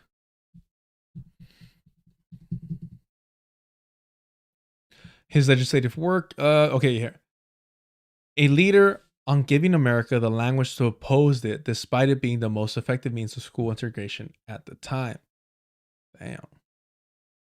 That, of course, is not how Biden sees it. On Saturday, Biden defended his work with segregationist senators in an interview with Reverend Al Sharpton on MSNBC. Just listen to it. Fuck it. Oh, shit. Oh. Man, come on. How we doing, chat? How we doing? Covering these white folks and B School who you could tell he has a desire for whiteness. A longing, if you will. He did almost say riots. That's hilarious. You're right. You're right. Joining me now for his first cable news sit-down interview since announcing his White House bid is former Vice President Joe Biden. Thank you for being with us tonight. Good to see you, Rev. Good to see you. Let me ask you before we get into some of what you said in the speech. The President announced today that he's going to have a 2-week delay on his announcement that he was sending ICE in after hundreds of thousands of illegal immigrants. Nancy Pelosi called him last night and asked him not to do it. He's going to do a 2-week delay. What's your reaction? He shouldn't do it at all. And you see they're in the Ninth Circuit right now, arguing let's hear Let's hear this that provides money for El Salvador, Guatemala. In your speech, you got into detail about how to deal with the tax code and what it would do in terms of money, which means a lot, particularly in a state like South Carolina, huge black population. Do this. I'm not making these numbers up. Mine are not. And look at all the corporations are paying zero. in there for prevention. It had drug courts, which I call for $400 million. That's the smartest thing for them. When people get out of jail, the idea. Come on now. Reawaken sensibilities in this country to say, whoa, maybe we can do this now. Just for same-sex marriage, and maybe we can do. And it's within our capacity to do. They don't. No one should. And work more fairly now. Bingo. Tell Look. us about it. When many of the black congressmen and others were there, and you want to see the system work more fairly now. Bingo. Donald Trump may have internal fights in the staff for same-sex marriage and a lot of tough stuff. And you and I disagreed in the 90s, and I said, wow, this Biden is a real go-to-the-mat kind of fighter. And this week you got into it about a statement you made about racists and segregationists. And don't you understand some of the hurt feelings there? You call Cory Booker. Sure I do. And you have Mayor de Blasio and others call. Hurt feelings, bro. He's saying hurt feelings now. But this had real material effect on black children. And it helped those white kids remain fucking racist the way that their parents want them to. Calling you to apologize. Many things I've said that I didn't intend, Mrs. King said to me, you can't say things that hurt people. It hurts when you talk about boy. It means something different to us. It hurts when you call a racist like you normalize. That's not the Biden I got to know. Don't you understand that? No, I do fully understand. That's not what I said, though. They didn't print the whole deal. You know what I mean? The context of this was totally. You know what I mean? What the fuck? You know what he sounded like? So you know what I'm saying?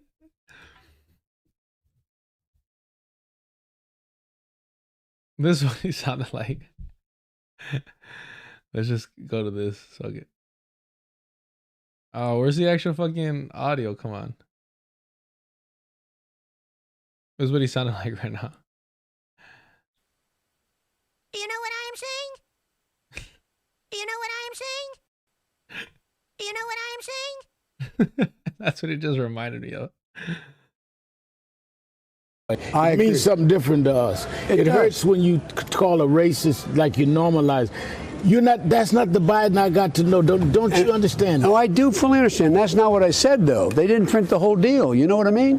The context of this was totally different. And by the way, the fact that why is it in the same tone, like in the same, like high pitch? I don't know. Matter is, I ran against all those folks. I got on the Judiciary Committee to defeat the man who headed the committee. I'm the guy that extended the Voting Rights Act 25 years, not 5. We finally got to the point when I was a senior member of the Democratic on the Judiciary Committee to get 98 votes to extend the Voting Rights Act. Let me tell you something. You got to deal with what's in front of you. And what was in front of you was a bunch of racists, and we had to defeat them. And as I said in that statement, that the fact of the matter is the meanest man in the world I've ever dealt with in the United States Senate was a guy from Georgia named Herman Talmadge. And I included Jim Eastland. But this is, I do understand the consequence of the word boy. But it wasn't said in any of that context at all. But you understand, they would call you son. They would never call me son. They would only call me boy. No, but they called Teddy Kennedy boy. That was the distinction. The reason he called me senator was to demean me more because son, because he said, I'm not even qualified to be in the Senate. I'm not old enough. I'm a kid. Mm-hmm. I'm a kid. To those that are. That knee tap was crazy. That knee tap was crazy. He told him, like, settle the fuck down.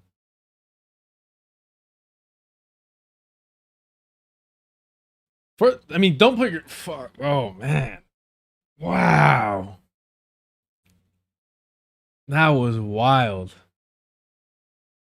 The reason he called me senator was to demean me more because son, because I see already losing it, by the way. Already losing it. Senator, son. He said, I'm not even qualified to be in the Senate. I'm not old enough. I'm a kid. Mm-hmm. I'm a kid. To those that are listening, and those that have respected you but that were hurt by that, what do you say to All them? right. If you want to be generous, which why the fuck would you with this fucking racist? He might have been especially because where he is mentally, he might have been reenacting what Bobby Kennedy did to him. If you want to be generous. But yes, Jabari, he physically sunned him. Yeah. Yeah. Oh shit. Yeah, I've heard your justification and you're explaining it, but you're saying to them you understand the feeling. I do understand the feeling. Look, as you know, Rev, you know about me in Delaware. I came up in that community. I came up in the black church. I came up because that's where we sit down to organize, to go out and march. I was the only white employee in the east side of Wilmington, Delaware, in terms of being a lifeguard and then a park director, because I chose to be there, and I learned more there than anywhere. All the folks who got those jobs were good jobs, were athletes, and I was not a bad athlete, but I was the only white employee. Yo, what the fuck? Nah. Holy shit. You know what this reminds me of? You said that they're all good athletes. Joe Rogan, fucking black athletic. I think maybe this will do it. Comments or commentary. Let's see if we can find it.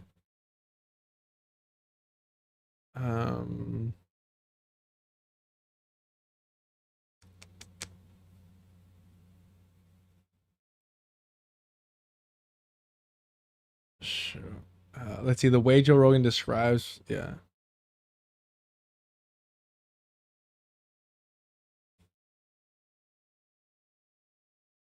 Maybe this one.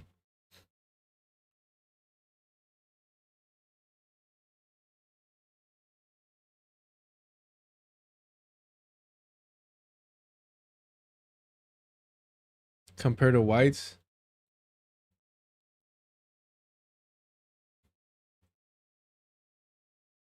Jeez, where's that video where he's like, he's explosive. He kept saying shit like that.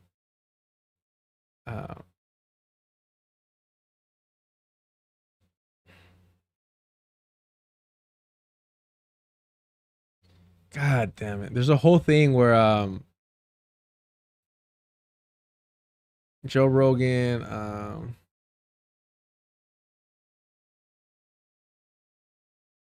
like he's an animal, he's a beast. Like it's weird, like uncomfortable as shit. Maybe they took it down.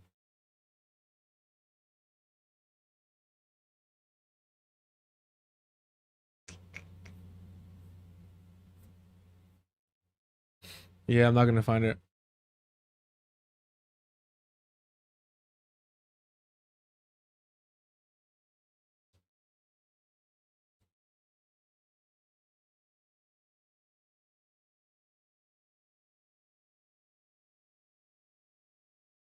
God damn it, bro.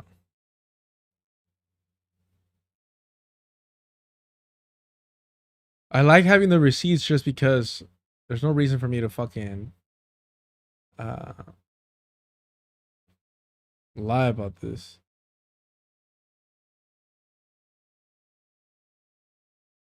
Oh well. And the fact of the matter is, I remember one time sitting in there and a guy named Jamie Rolls, a great athlete, and he turned to me and he said, "Do you have a jerry can, Joe?" And I said, "A jerry can? You mean a big 5-gallon?" He said, "Yeah." I said, "No, I don't have one. What do you need a jerry can for? I'm going to see my grandmother." I said, "What do you mean?" He said, "You don't understand. I can't stop at any gas station." He lives in North Carolina. I got an education up close and personal in a way that I didn't have anything remotely as tough as any black man or woman I've ever served with. But I did get here I was in the middle of a city that was, all these folks I knew that I think there was a total of 14 African Americans and me. They're in the middle of a city. It took me time to realize as a young man, they're in the middle of a city and didn't know anybody white. They'd ask me questions like, what's it like for the A, B, C, or D? And so, you know, I am fully aware of that. And to the extent that any... And he's like, and I still oppose busing.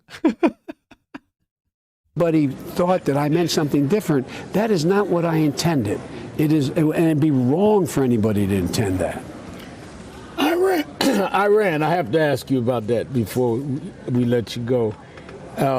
The whole back and forth with this president, sending out one signal, I mean, actually having people in the air headed that way, then he pulls back and he... All right. So Hutch is over here yearning for the old good days when the Democratic Party aligned with segregationists. And he makes it seem like it was so long ago. Meanwhile, it was his genocidal, president that got this guaranteed. But that's just not on the cards. We would never have the conversation about, We would never have that conversation. It's crazy.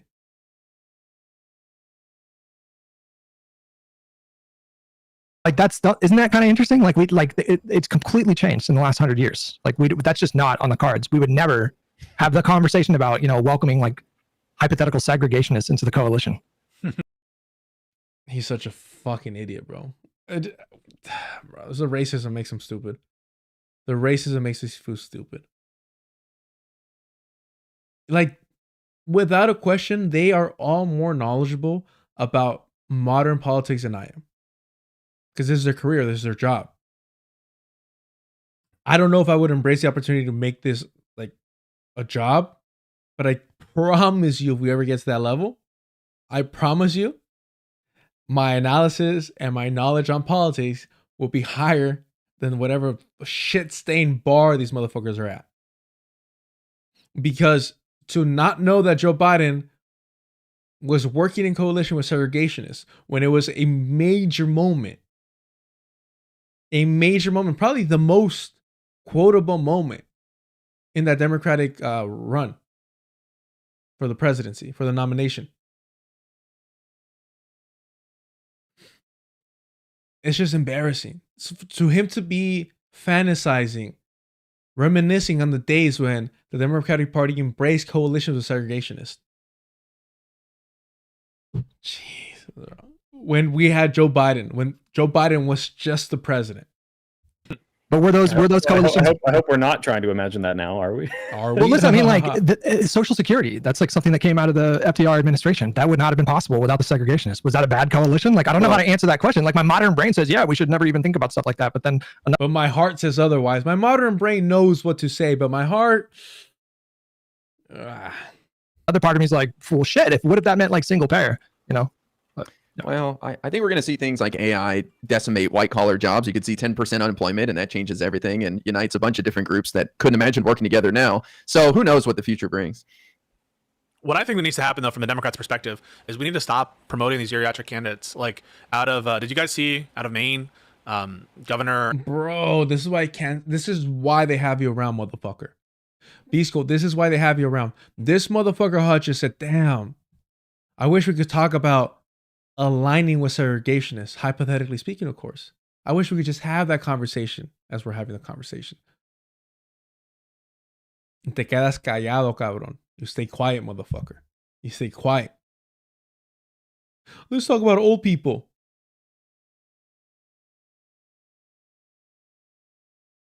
Pinche vendido, güey. Pinche vendido. Fucking embarrassing, bro. Let's see. I think it's Governor Mills, right?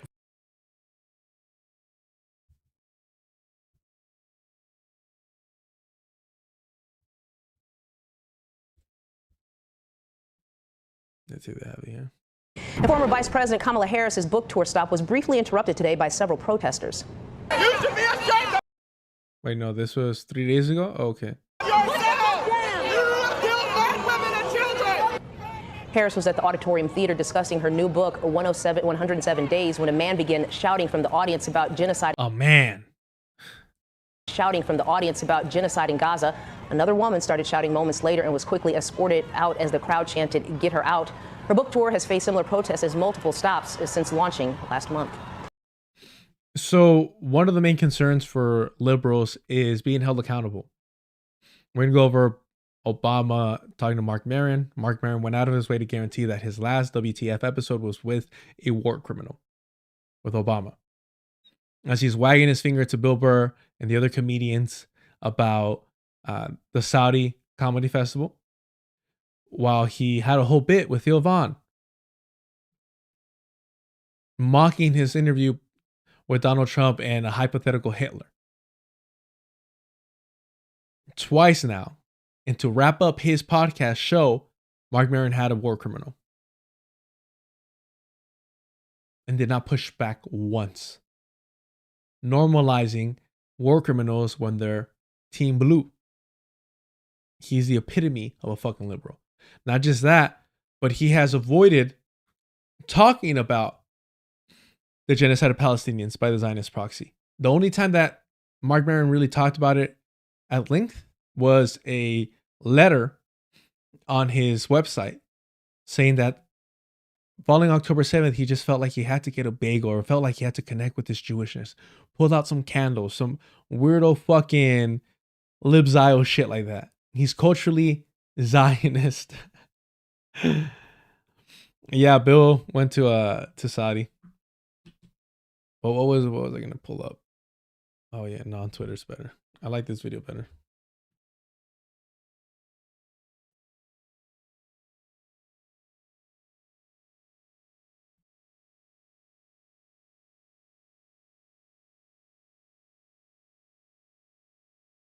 No, I want the one from her angle. Let's see. Oh, that's it. Here we go. And if you want to talk about legacy, let's talk about the legacy of mass deportation. Did they mess with the audio? Or is she that fucked up? I'm not president. And if you want to talk about legacy, let's talk about the legacy of mass deportation. Deportation. Of people not voting and Donald Trump. I'm not president. She sounds fucked up. Oh. And if you want to talk about legacy, let's talk about.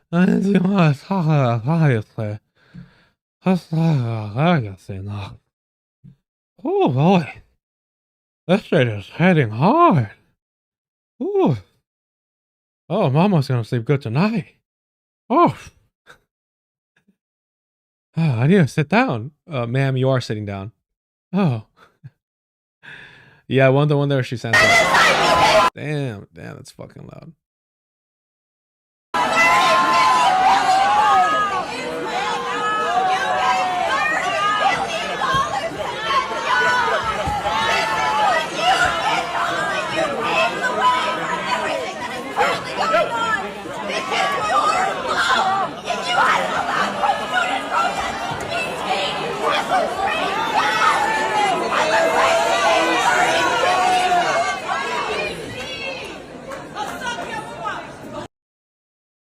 Jesus. We don't support that, Caribbean lady. Oh, it's this one. Is this one, right? Yeah. They'll figure out who you are soon enough. Kamala Harris, you are a right-wing war criminal! You are a right-wing! You funded genocide! 461 days! Bro, she's had enough. Now she's standing up. Like she's losing her shit. You're like, you're ruining my moment. I want to be honest. These people are racist because Hillary got her moment after losing to Trump. Why can't Kamala Harris have her moment? Why do you have to bring down a black woman? If Hillary was able to go on a book tour, why not Harris? Racism. That's why. Racism. Say it with me, chat. Racism. We have to support her. I mean, the truth is that one, Hillary did get protested against, but two, she should be held accountable for everything that happened in Libya. But man, like Harris was straight up confrontational with Palestinian protesters. Just letting the chat know that you guys are racist, misogynist. That's why you're here. They'll figure out who you are soon enough. Kamala Harris, you are a right-wing war criminal!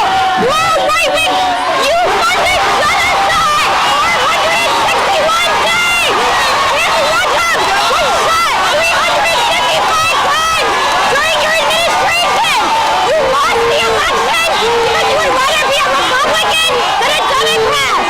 This is your fault. We have 4 years of Trump because of your 107 days.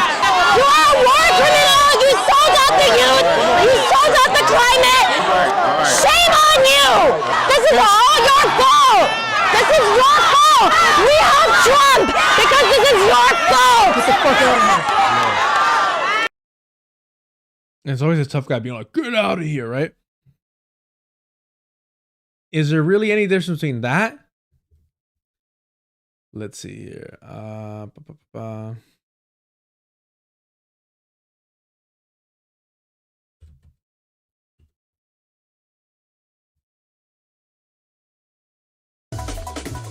Get to it. Get to it. Get to it. This video shot by WLKY has now gone viral. It shows Trump supporters pushing a woman out of yesterday's rally in Louisville. You can see several people inside the Kentucky International Convention Center shoving the protester until she left. Now, multiple people were escorted out during Trump's speech, some by force.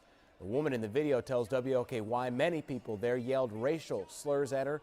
She says she's okay and is still processing exactly what happened. Look at that face. What did Trump say before they used to go out on a stretcher? Let's see. In the old days or some shit like that.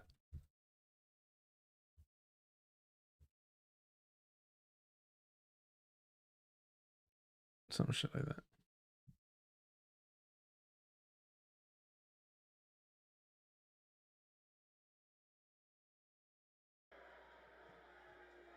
Bye-bye. Look, see, he's smiling. See, he's having a good time. I love the old days, you know? You know what I hate? There's a guy totally disruptive, throwing punches. We're not allowed to punch back anymore. I love the old days. You know what they used to do to guys like that when they were in a place like this? They'd be carried out on a stretcher, folks. That's true. It's all about decorum. It's all about what you normalize as a base. But look at her. Look at her. On you! This is all your fault! This is your fault! We have Trump because this is your... She knows the Democratic voter base will never hold her accountable as a genocide war criminal. She knows that. Look at her face. She's like, they love me. They really love me. Man.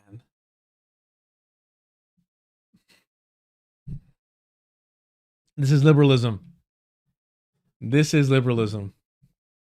Wild. She knows she's safe. She knows she's good.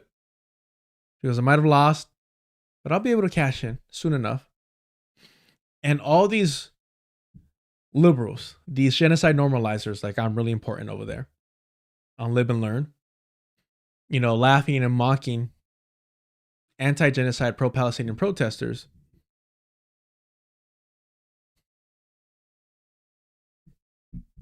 They want Kamala Harris, and they want her to be able to cash in on the genocide. They want her to be able to live her life peacefully with the blood of Palestinians on her hands. That's what they want. They want to normalize genocide against brown and black people when the Democratic Party does it. That's what they want. The same shit Emma Vigeland was doing for 107 days.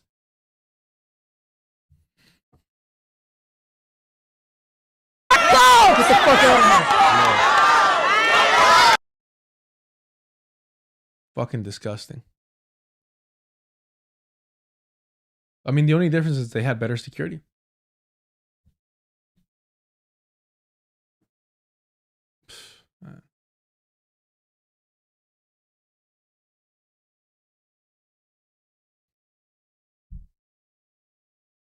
Let's go see our favorite. Let's go see our favorite guy. Fucking A.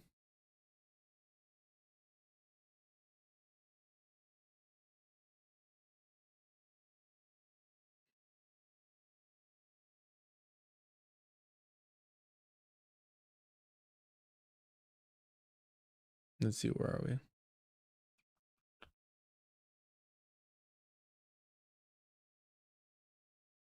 Here we go. The fact that I was preparing for. So fucking full of shit. Hold on. I have the notes right here. What's 640? 640 is fucking stupid. But I have to go over 640. Again, thank y'all for being here. Super chats are turned on if you want to help support the channel. Super stickers are turned on. The alerts are back on. I don't know what's going on with that. Appreciate y'all. Again, I'm going to put in some work this week and at the very least set up the subscriber mode, whatever the fuck, and put out videos there. Patreon, God, I gotta have to force myself to do that at some point. But honestly, as uncomfortable as that makes me, what doesn't make me uncomfortable is seeing y'all get busy in the chat. Appreciate you getting active there. Hit the like if you haven't already. Subscribe. Why the fuck haven't you? What's going on there? If you haven't, you are pro-ICE racist. No, just, all right, let's get to it. Appreciate y'all. I gotta get used to saying that at least like every an hour and a half or something. Only my second time doing it 4 hours in. I got to get better. All right. Hear this. Yeah. But they need something. Right. That there is They're talking about ending this podcast. They're talking about ending the podcast. This is the last episode of Mark Maron's show. Just around. Yeah. And in unlikely places. Oh yeah? Yeah. As in here? Yeah. Yeah. But they need something. Right. That there is a feeling of like, how am I going to feel, less alone? How am I going to deal with my mental this or that? And how am I going to find, a way to exist in the world that we're living in? I mean, I'm not offering them solutions, but I am commiserating, and it's comforting. They trust you. Yeah. And they feel as if what you're going through and what they're going through occupies a similar space. Right. And so they don't feel like they're traveling this journey that. No, this is WTF. This is Mark Maron's podcast. This is his final episode. Where they're just scratching each other's back over here. Can be frightening alone sometimes. That's right. And there's a power in the human voice, you know, that you grow attached to. Yeah. Yeah. So So literally, they're talking about like how people won't be able to live their lives without having Mark Maron's podcast because the parasocial relationship is so great and the responsibility of ending a show so vital to people's well-being and mental health. What did you do for your mental health with the weight of... Well, look, how old are you now? I'm 62. Right. So, you've still got a couple of chapters left. And my theory was, somebody gave me advice right before I was leaving office. And yourself, what's the advice? It was, don't rush into what the next thing is. Take a beat. And take some satisfaction looking backwards and saying, you know what? Didn't get everything done that I wanted. Right. Wasn't always exactly how I planned it, but there's a body of work there that I'm proud of. Right. Pat yourself on the back for a second. Just be a little... It's fucking bodies, bro. To be proud of that he massacred and just drone strike to death. We'll skip over here to 2416. We're covering this to once again prove that Mark Maron is a vile, disgusting fucking liberal that will normalize war crimes and atrocities and the massacring of human beings when the Democratic Party does it. He'll talk a big game against Trump, the Republican Party. He'll talk a big game against comedians that align with reactionaries like Republicans and the Saudis, but he'll cozy up to a war criminal like Obama, the deporter-in-chief. The deporter-in-chief, while ICE is kidnapping people in the streets. You're talking to the deporter-in-chief. Numbers that Donald Trump is trying to get to. I think is different. Yeah. You and Rogan, I guess, came up, started right around the same time, right? And it was interesting to me when people started criticizing, I don't know, Bernie or somebody else for going Sure. on Rogan. Right. I don't know. The guy fucked over. Let me speed this up. I forgot how fucking slow he talks. Imagine a conversation between Obama and Norm Finkelstein. God damn. It's like, well, why wouldn't you? Yeah, of course. Go. If you have time to go have a conversation with somebody,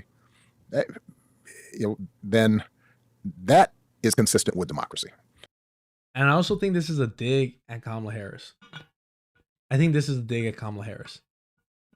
Because Obama and Nancy Pelosi did not want Kamala Harris. And Joe Biden forced their hand. Brain rotting Joe Biden forced their hand. Love it. Love it. To me, engaging in a honest conversation that's not just yelling, not just trying to score points, but all right, I'm going to take time to listen, and then I'm going to kind of share how I'm thinking about things. Still valuable. That part of it is valuable, and the fact that we can have access to that, that we can in some ways participate in that conversation, I think is actually not the big problem. The problem that happens with podcasts is that they get all chopped up, and then it gets put up on the video stream. Yeah. And the content economy. Yeah. The one thing that we did was always keep it audio, so then we were kind of, it's harder to clip audio. Correct. And the people that listen to my show are in for the whole conversation. And I think what you're talking about, which I try to kind of understand or wrap my brain around, is that there's a tribalization happening in terms of, even if Bernie goes on Joe, that Bernie is focused and he knows what he wants to say. Yeah. But when it's taken out of context, or it's solely looked at by a bubble of people, that the message can become obscured, right, and diminished. Yeah, but look, there's this young state rep, James Tirico, who was on there a while back out of Texas. Oh, that guy's good, right? He's terrific, a really talented young man, and it does require a certain confidence in your actual convictions. Again, I think this is all a dig at Kamala Harris. It requires a certain confidence and conviction. There we go. Conviction. Everything Kamala Harris lacks.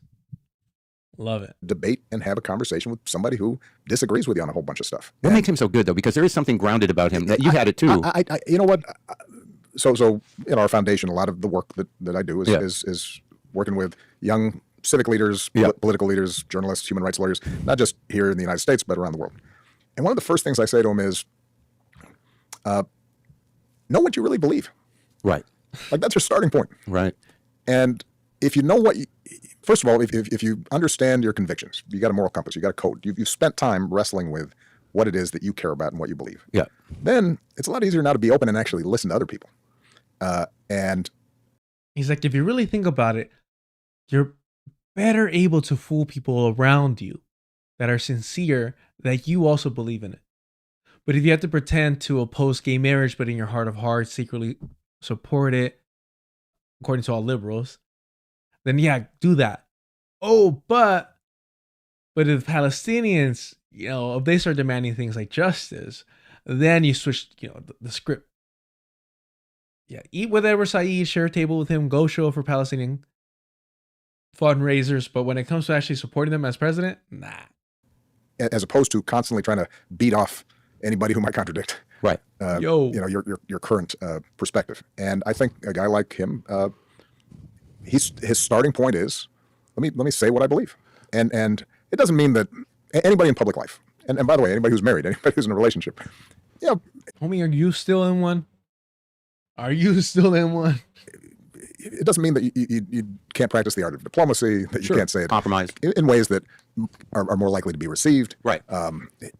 But I think now more than ever, what people long for, and the word authenticity gets overused, I think, what people long for is some core integrity that seems absent. Just a sense that, the person seems to walk the walk, doesn't just talk the talk. Well, there's a vulnerability to that. Yes. And there's a vulnerability to, having that integrity and having those principles where if you're going to do it, straight, that, you have to leave yourself open to what's going to come back at you and still stand strong. Correct. And sometimes it's going to be uncomfortable and painful. Yeah. Look, and I think that's, there's been a lot of postmortem about Democrats and progressives, and I saw, your stand-up where you said, you know, somehow, you know, we figured out how to be so annoying. We annoyed the average American into fascism. Yeah. which cracked me up because they're yeah, it's cracked him up because we didn't annoy the average American to fascism. First of all, the average American is white and is a fascist. But what Obama did was disappoint people, bamboozle them so fucking badly that they're like, we're done pretending not to be fucking racist. We're done with this shit. It was better when it was just about us, for us, by us. MAGA. The political foo-foo. I wasn't as funny about saying this, but even, 4, 5, 6 years ago, I'd say, you can't just be a scold all the time. You can't constantly lecture people without acknowledging that you've got some blind spots too, and that life's messy, and so the vulnerability, I think, comes in and saying, all right, I've got some core convictions, I've got beliefs that I'm not going to compromise, but I'm also not going to assert that I am so righteous and so pure and so insightful that there's not the possibility that maybe I'm wrong on this. Sure. Or that, other people, if they don't say things exactly the way I say them or see things exactly the way I do, that somehow they're bad people. And so there was this weird, what I saw and I think this was a fault of some progressive language, was almost asserting a holier than thou superiority that's not that different from what we used to joke about coming from, the right and the moral majority, and right, our way, and a certain fundamentalism about how to think about stuff that I think was dangerous. But because it was also a single issue. Yeah. That if you have progressives, like, and how you straddled this stuff in general with being, constant. It's just the way that they're always like, oh, what he's talking about is purity testing. Oh, always purity testing. Nobody's left enough for you. You're not perfect. What about you? All that bullshit is meant to deflect the fact that these people are fucking monsters. It got to the point where, oh, you're purity testing about genocide. Hutch is suggesting that essentially the left is purity testing too much to work alongside segregationists and get things done for the country, for the greater good.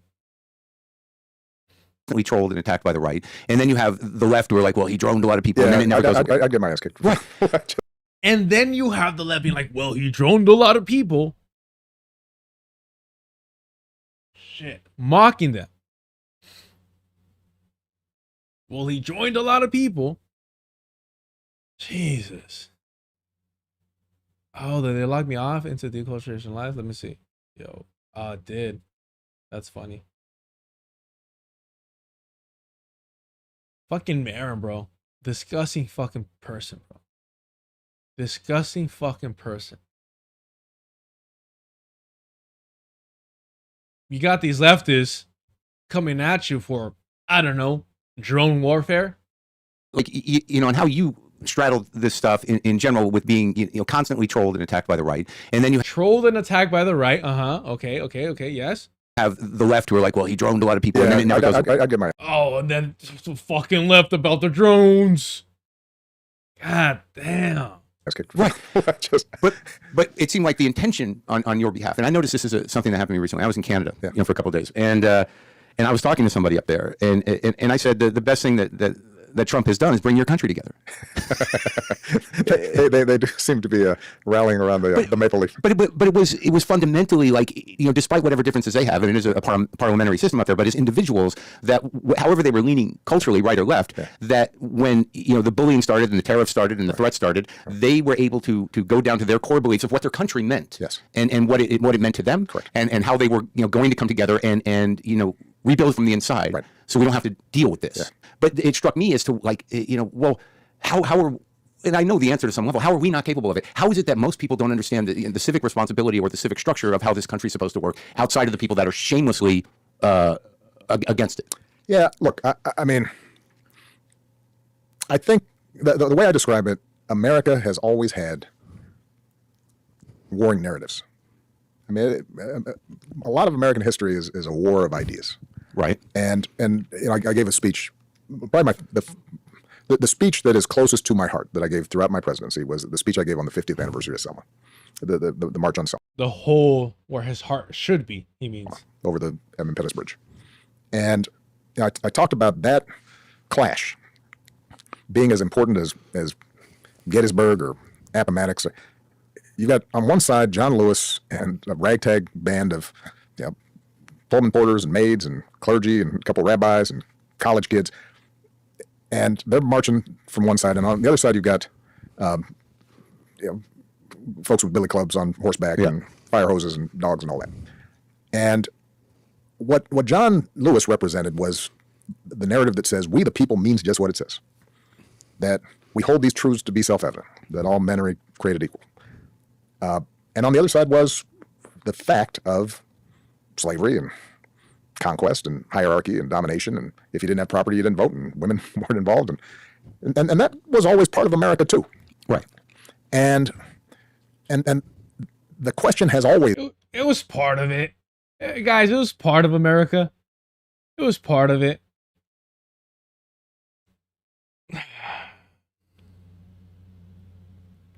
Has been, can we pull off this experiment in which people are showing up from all over the place? They're not tied together by blood.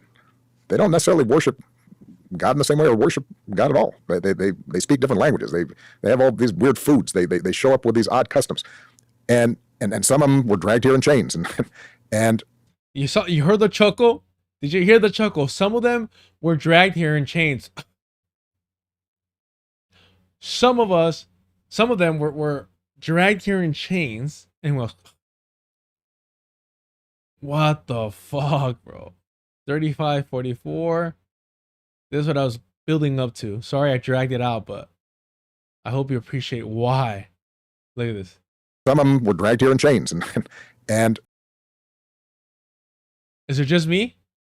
Am I overthinking this? What John Lewis represented was the narrative that says we the people means just what it says, that we hold these truths to be self-evident, that all men are created equal. And on the other side was the fact know who didn't? Of slavery. And you know who didn't hold that to be true? The colonizers that started the U.S. But we should believe their fucking lies. Okay. Conquest and hierarchy and domination, and if you didn't have property, you didn't vote, and women weren't involved, and that was always part of America too. Right. That was part of America too. Conquest is literally America. Slavery is literally America. What do you mean too? That's part of it too.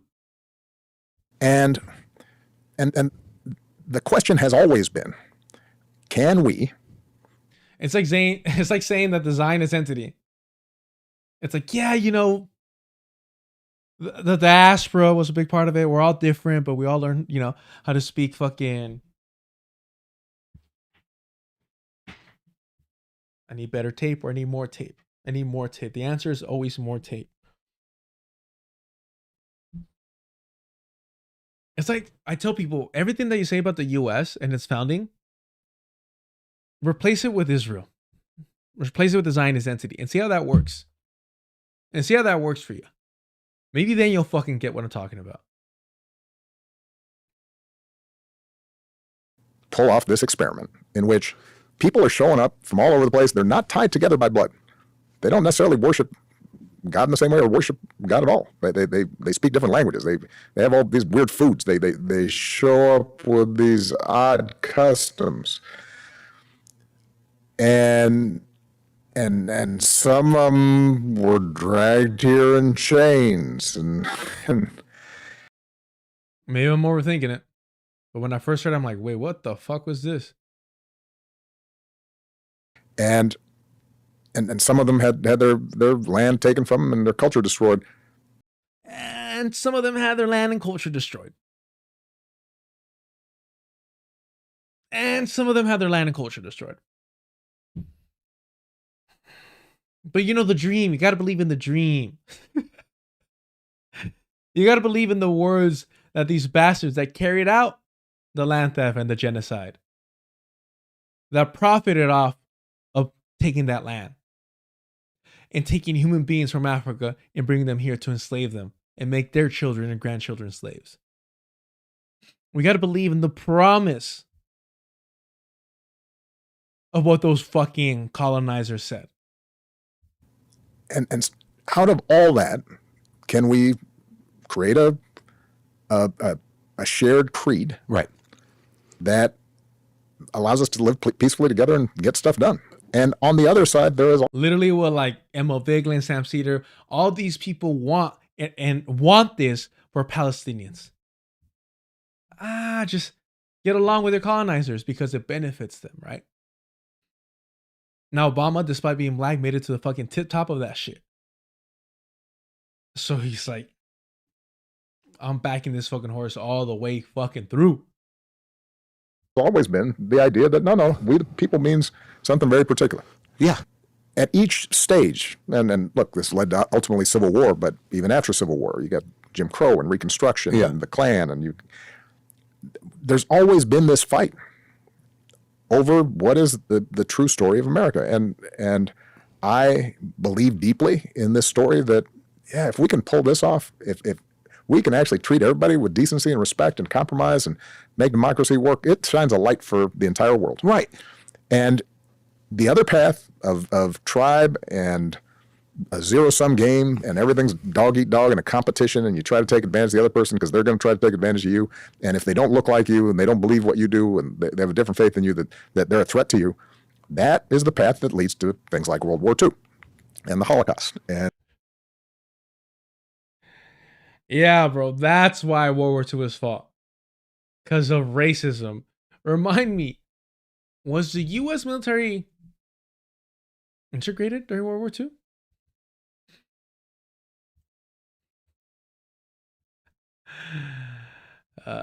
U.S. Army segregation. Yes, the U.S. Army was. Jeez. Oh, come on. Why are we doing all this? Yes, it was. According to AI, our master overlords.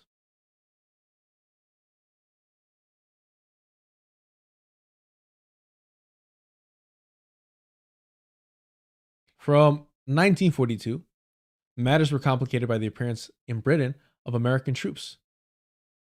The United States forces were racially segregated, and the Americans expected their British allies to accept the fact. A poll taken in 1943, however, showed an overwhelming majority of ordinary British people opposed racial segregation. There was also instances of local men and women siding with black airmen and GIs in arguments and even fights with white American soldiers. I'm supporting Horn's, position that it was a counter-revolutionary, a counter-revolution of 1776, and slavery and Pol Pot and Rwanda, and we see how that plays out. Yeah, and so the question is, can the better, in my mind, can that better story win? And I think that after World War II, you and I are basically the same generation. We grew up in a monoculture with, and as flawed as it was, with TV and Walter Cronkite, and we were all watching the same things, we were seeing the same things, we were listening to the same things. There were groups that weren't represented.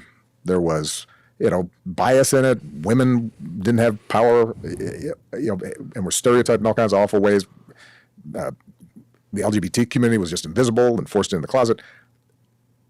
There was all kinds of flaws to it, but there was a common narrative that said, we can all pledge allegiance to the flag.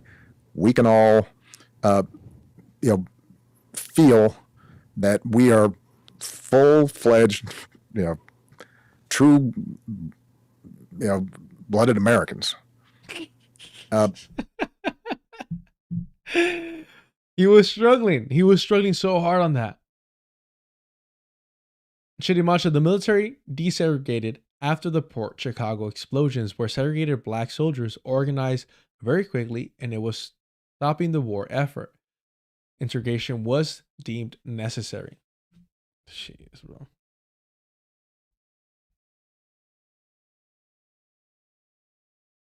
because we believe in these ideals. And what you're seeing right now is a reassertion of this idea of like, nope, if you don't look a certain way, you don't think a certain way, you don't practice a certain faith, you're not a real American. And I started to see this during that's what birtherism was about, right? Yeah. That's what, when Sarah Palin was talking about real Americans versus, right, I guess, the unreal Americans. It was that was already boiling over. And I say all that because I think that the vast majority of Americans, I think. Haratu, no, super chats should be. Oh, you know what it is?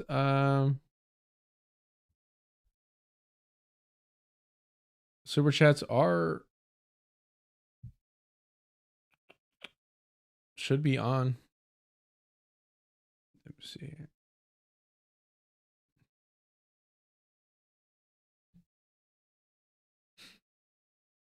Wait one quick second here.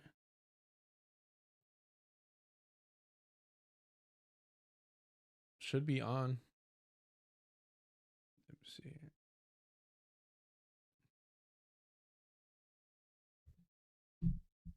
Yeah. Wait one quick second here. Still believe in that creed, that sense of unity, that sense of a shared narrative. But it's not reinforced a lot in the media, and that's where we get back to this whole issue of social media. You don't hear that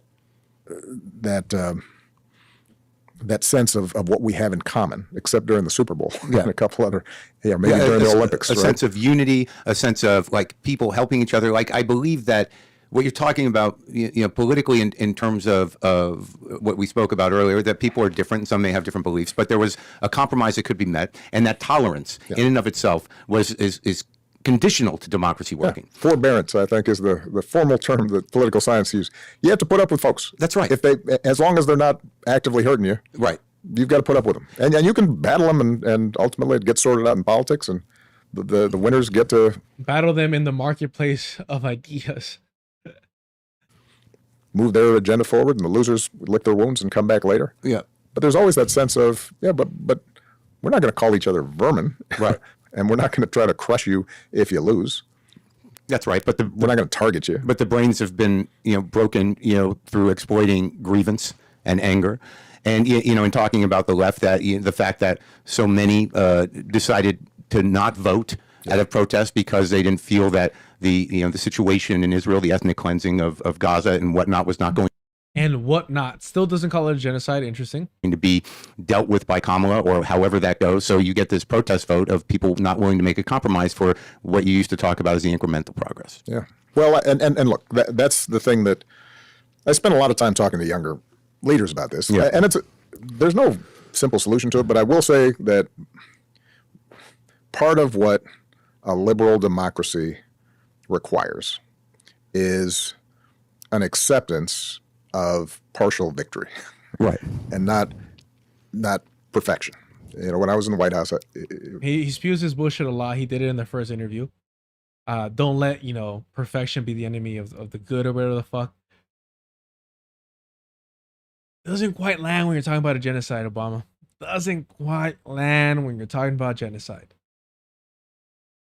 Doesn't quite land. I'd sit around on any issue with my cabinet or my staff, senior staff, and we'd go around analyzing everything. And at some point I'd say, all right, I think I've got all the information. If we do X, is this going to make things better? Because, and I'd tell them, better's good. Yeah. We're not going to get to perfect. Right. If you're telling me that the Affordable Care Act is going to insure 50 million people, do I think that's better than if we were starting from scratch and I could get a single payer plan instituted and get that through Congress, and suddenly we had universal health care and we had taken the profit motive out of, do I think that would probably be a smarter way to do it? Absolutely. Right. But since I can't do that, yeah, I don't have the votes for that. How about this? Yeah, we can make it better. We can make it better. Right. And this sense that things aren't worth it unless we get everything we want, I think, is either a recipe for disappointment in a democracy, but also maybe in life, or it leads to this weird cynicism where you just withdraw entirely. That's and that's part of what happened to too many of our folks. I think we decided, all right, if I'm not going to get everything, then that justifies doing nothing. It's interesting. I had a conversation with Malia, my daughter. Yeah, it was probably 3-4 years ago, and she was saying to me, "Dad, I'm talking to a bunch of my friends, and this climate change thing, they're just everybody just feels like it's hopeless now. It looks like we just keep on throwing this crud into the air. People aren't listening to science, and we're going to blow through these targets that the scientists tell us. If we don't keep it at 2% Celsius increase, we're going to have these catastrophes, and it doesn't seem like there's any chance for us to do it." So a bunch of my friends now say, what's the point? Right. Like, it's too late. So what should I tell them? And I said, well, you know what? It's true that we probably will blow through this target. It's probably true that we're fucked, that capitalism and imperialism guarantees that we're going to continue to boil ourselves alive. But it's all right. We're rich. So our lives will be fine. Because it's really hard for humans. It's never been done before to completely re-engineer our energy sources in one generation. Yeah. And there's greed and profit motives and just getting people organized and legacy systems. It's hard. But actually, greed and profit motives. What's a word you could use to encompass all that? Is it capitalism, perhaps? We're making some progress. I said, if we're able to stop the increase at 2.5 instead of 3, there'll still be a lot of disruptions and flooding and drought and wildfire. The poors will still die, but we could pat ourselves in the back. That's what we can do. Fires and some bad stuff will happen, but you know what? That half a centigrade difference, that could be that could make a difference in 1 billion people's lives. Right. Totally. And so I told her, I said, you tell your friends, well, that's worth working for. Yeah. It doesn't mean that we won't have some really serious problems because of climate change. But that's the reality. But that's the reality. But you know what? That 0.5% difference, that could be an entire coastal. Thank you, Prodigy Lawyer. That's not how science works. You're just a perfectionist is your problem. That's your fucking problem. You're a perfectionist. And Walker, thank you for the super chat. Science tells us we must end capitalism. Literally that. Coastal villages. It could be what happens in Bangladesh, where hundreds of like our future, our existence, reality, the earth, the planet, science, everything tells us. Our fucking mental state, our mental health, our well-being tells us. Our fucking physical bodies and the environment around us tells us that capitalism needs to be fucking ended. Thousands or millions of people can eat instead of not eat. Yeah. It could affect whether or not people can make a living where they live, as opposed to trying to cross the oceans to migrate to places where they can, and all the political conflicts that come with that. That mentality of understanding we should be doing better than we're doing. Yeah. It's a shame that we're stuck with this crazy, short-sighted approach to climate. But let's see what we can get done.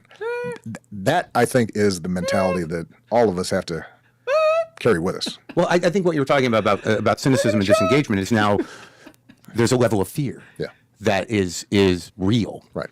And justified.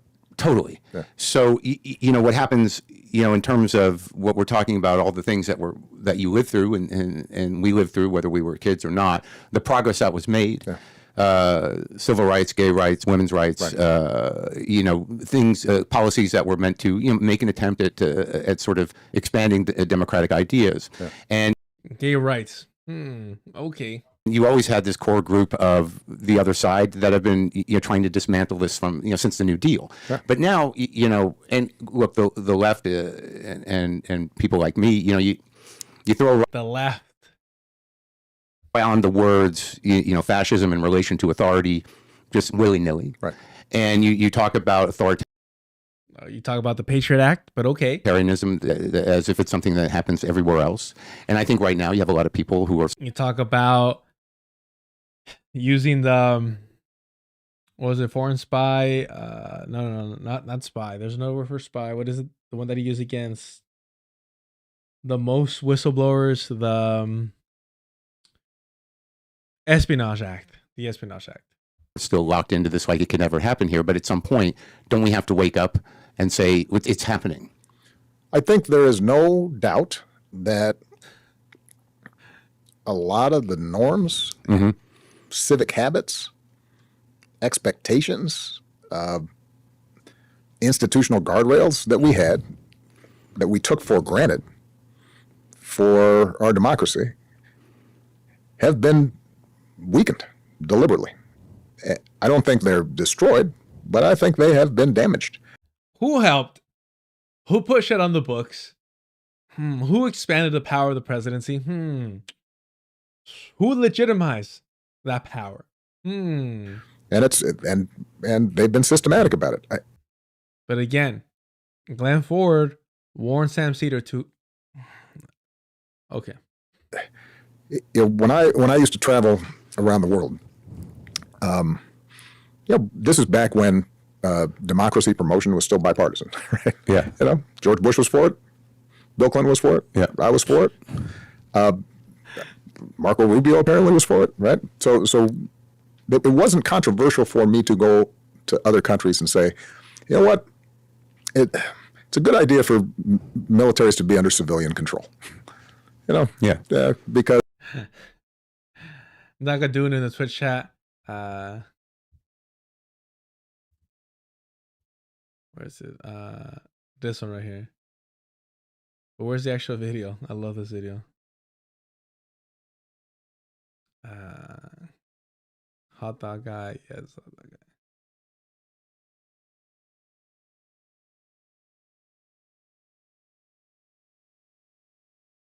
I just want the GIF. I want the short one. Here you go. Someone drove a hot dog-shaped car through the window. Driver's gone. Somebody call the cops. We need to find that driver. They could have killed someone. Whose car is this? Yeah, come on. Whoever did this, just confess. We promise we won't be mad. What? We'll close our eyes, just take your car and get out of here. Sir, that's clearly your car. Wrong. Someone call the police. Yeah, that's one idea. Or we could work as a team, find out whoever did this and punish him ourselves. Maybe take his bare butt out of his costume and spank him. Maybe you could do it, sir. Not gonna happen. Okay, you. No. Well, one of us is gonna have to do it. No one's getting spanked. You know what's driving me nuts? Oh, stop there. Obama is in the hot dog suit. Because when you have military that can direct force against their own people, that is inherently corrupting. And so when you now start seeing the politicization of the military, deliberately, right? We just landed in Chicago. Yeah. When you have what looks like a deliberate end run around not just a concept, but a law that's been around for a long time, posse comitatus, that says, you don't use our military on domestic soil unless there's an extraordinary emergency of some sort. That when you see an administration suggest that ordinary street crime is an insurrection or a terrorist act, that is a genuine effort to weaken how we have understood democracy. And that was understood by Democrats and Republicans. I always try to, it's almost too easy of a thought experiment. If I had sent in the National Guard into Texas and just said, you know what, a lot of problems in Dallas. A lot of crime there. And I don't care what Governor Abbott says. I'm going to kind of take over law enforcement because I think things are out of control. It is mind-boggling to me how Fox News would have responded. Yeah.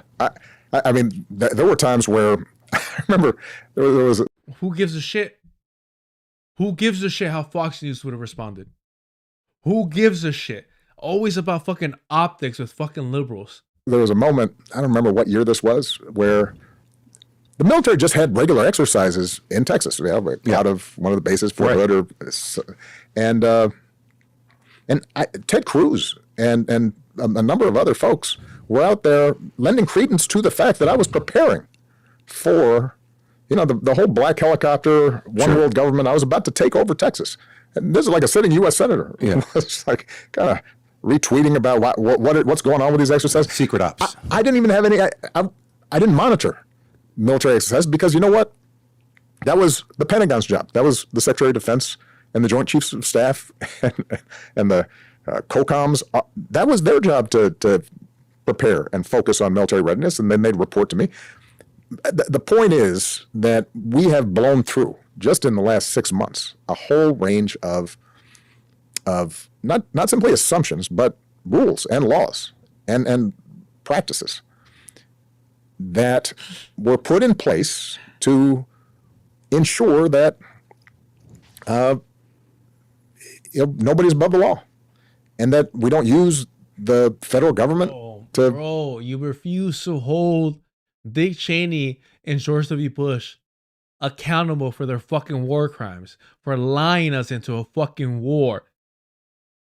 And you want to sit there and say nobody is above the law? Amira, thank you for the super chat, man. This guy is the ultimate spin doctor. The best of the best. That's why they miss him. That's why they fucking miss him. I saw liberals saying, well, if Trump if Trump gets rid of term limits, then he better be ready to lose to Obama. And I was like, what fucking Marvel MCU world do you live in? What make-believe reality do you believe in that if they do get rid of term limits, it's going to be a fair and free election? Whatever the fuck that means here to begin with. Simply reward our friends and punish our enemies. And the same thing's obviously happening in the Justice Department. So people are right to be concerned. The interesting thing, and what I've been trying to do when I've been speaking about this publicly is just to remind folks, just as was true during the McCarthy era and has been true throughout our history, what's required in these situations is a few folks standing up and giving courage to other folks, and then more people stand up and kind of go like, yeah, no, that's not who we are. That's not our idea of America. We don't want masked, folks with rifles and machine guns patrolling our streets. Yeah. We want cops on the beat who know the neighborhood and the kids around, and that's how we keep the peace around here. We don't want kangaroo courts and trumped up charges. That's what happens in other places that we used to scold for doing that. Hey, what did Ford do with Nixon? Oh, he pardoned him. Yeah, no need for a fucking court there, though. We want like our court system and our Justice Department and our prosecutors to be, and our FBI to be, just playing things straight and looking at the facts and not meddling in politics the way we've seen lately. And I think if enough people start not just being in a fetal position, but also not worrying about it and detached from it, but being vigilant, but also saying, you know what, enough of we can stand up to this. We can call it like we see it. We need people who have whatever platforms they have to be able to say, no, that's not who we are, and to be willing to get attacked on X by whoever for doing that. And it's not easy. Yeah, because sometimes, bro, they just want you to stay online. That's all they want. They don't want you to organize. They don't want you to get off your ass. They just want you to stay online. That's all they fucking want. Yeah, confront these fascists on X. on Instagram, on your podcast. Confront them. Sometimes you fear for your life. Yeah, and you know, there's this whole process of doxing, and yeah, you know, I always used to, Michelle and I talk about, Bro, with the NSA, with this man's support for the NSA and hunting down of Edward Snowden, he's talking about doxing. Holy shit. He's talking about doxing. Is wild. That's hilarious. About the fact that, you know, a lot of our friends, we used to call them civilians, because if they got criticized, you know, on the comment page about something, yeah, they'd be freaked out. Right. And we're like, you know what? I mean, we've had so much, you know, incoming over the course of 10 years. Now we chose it, or at least I chose it, as Michelle will point out, and then she was subjected to it. You do get a tougher skin, but I understand how it's hard when suddenly your email, or your phone is filled up with hostile, nasty, trolling garbage, right? Yeah. And you've gotten used to it too. But I tell you, you know, it's not like we're not at the stage where you have to be like Nelson Mandela and be in a 10 by 12 jail cell for 27 years and break rocks. Yeah. We're not at that point. Right now, there's just a little discomfort. And so when I say, for example, if you're a law firm, you know, you saying to, you know, we're going to represent who we want, and we're going to stand up for what we think is our core mission of upholding the law. That's fucking hilarious. We'll wrap up with that, but this is hilarious. Hold on.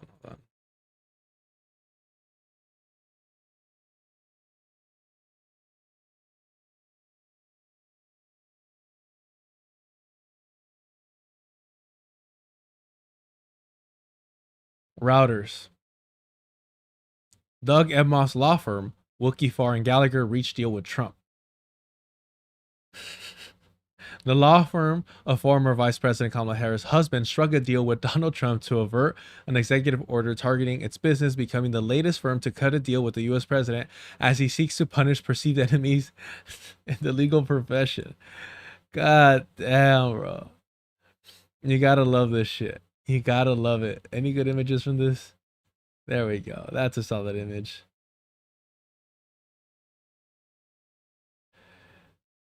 All right, yeah. Tengo un pinche de hambre, so I gotta handle that. Appreciate y'all being here. Thank you for supporting the channel with super chats and super stickers. Go ahead and subscribe if you haven't.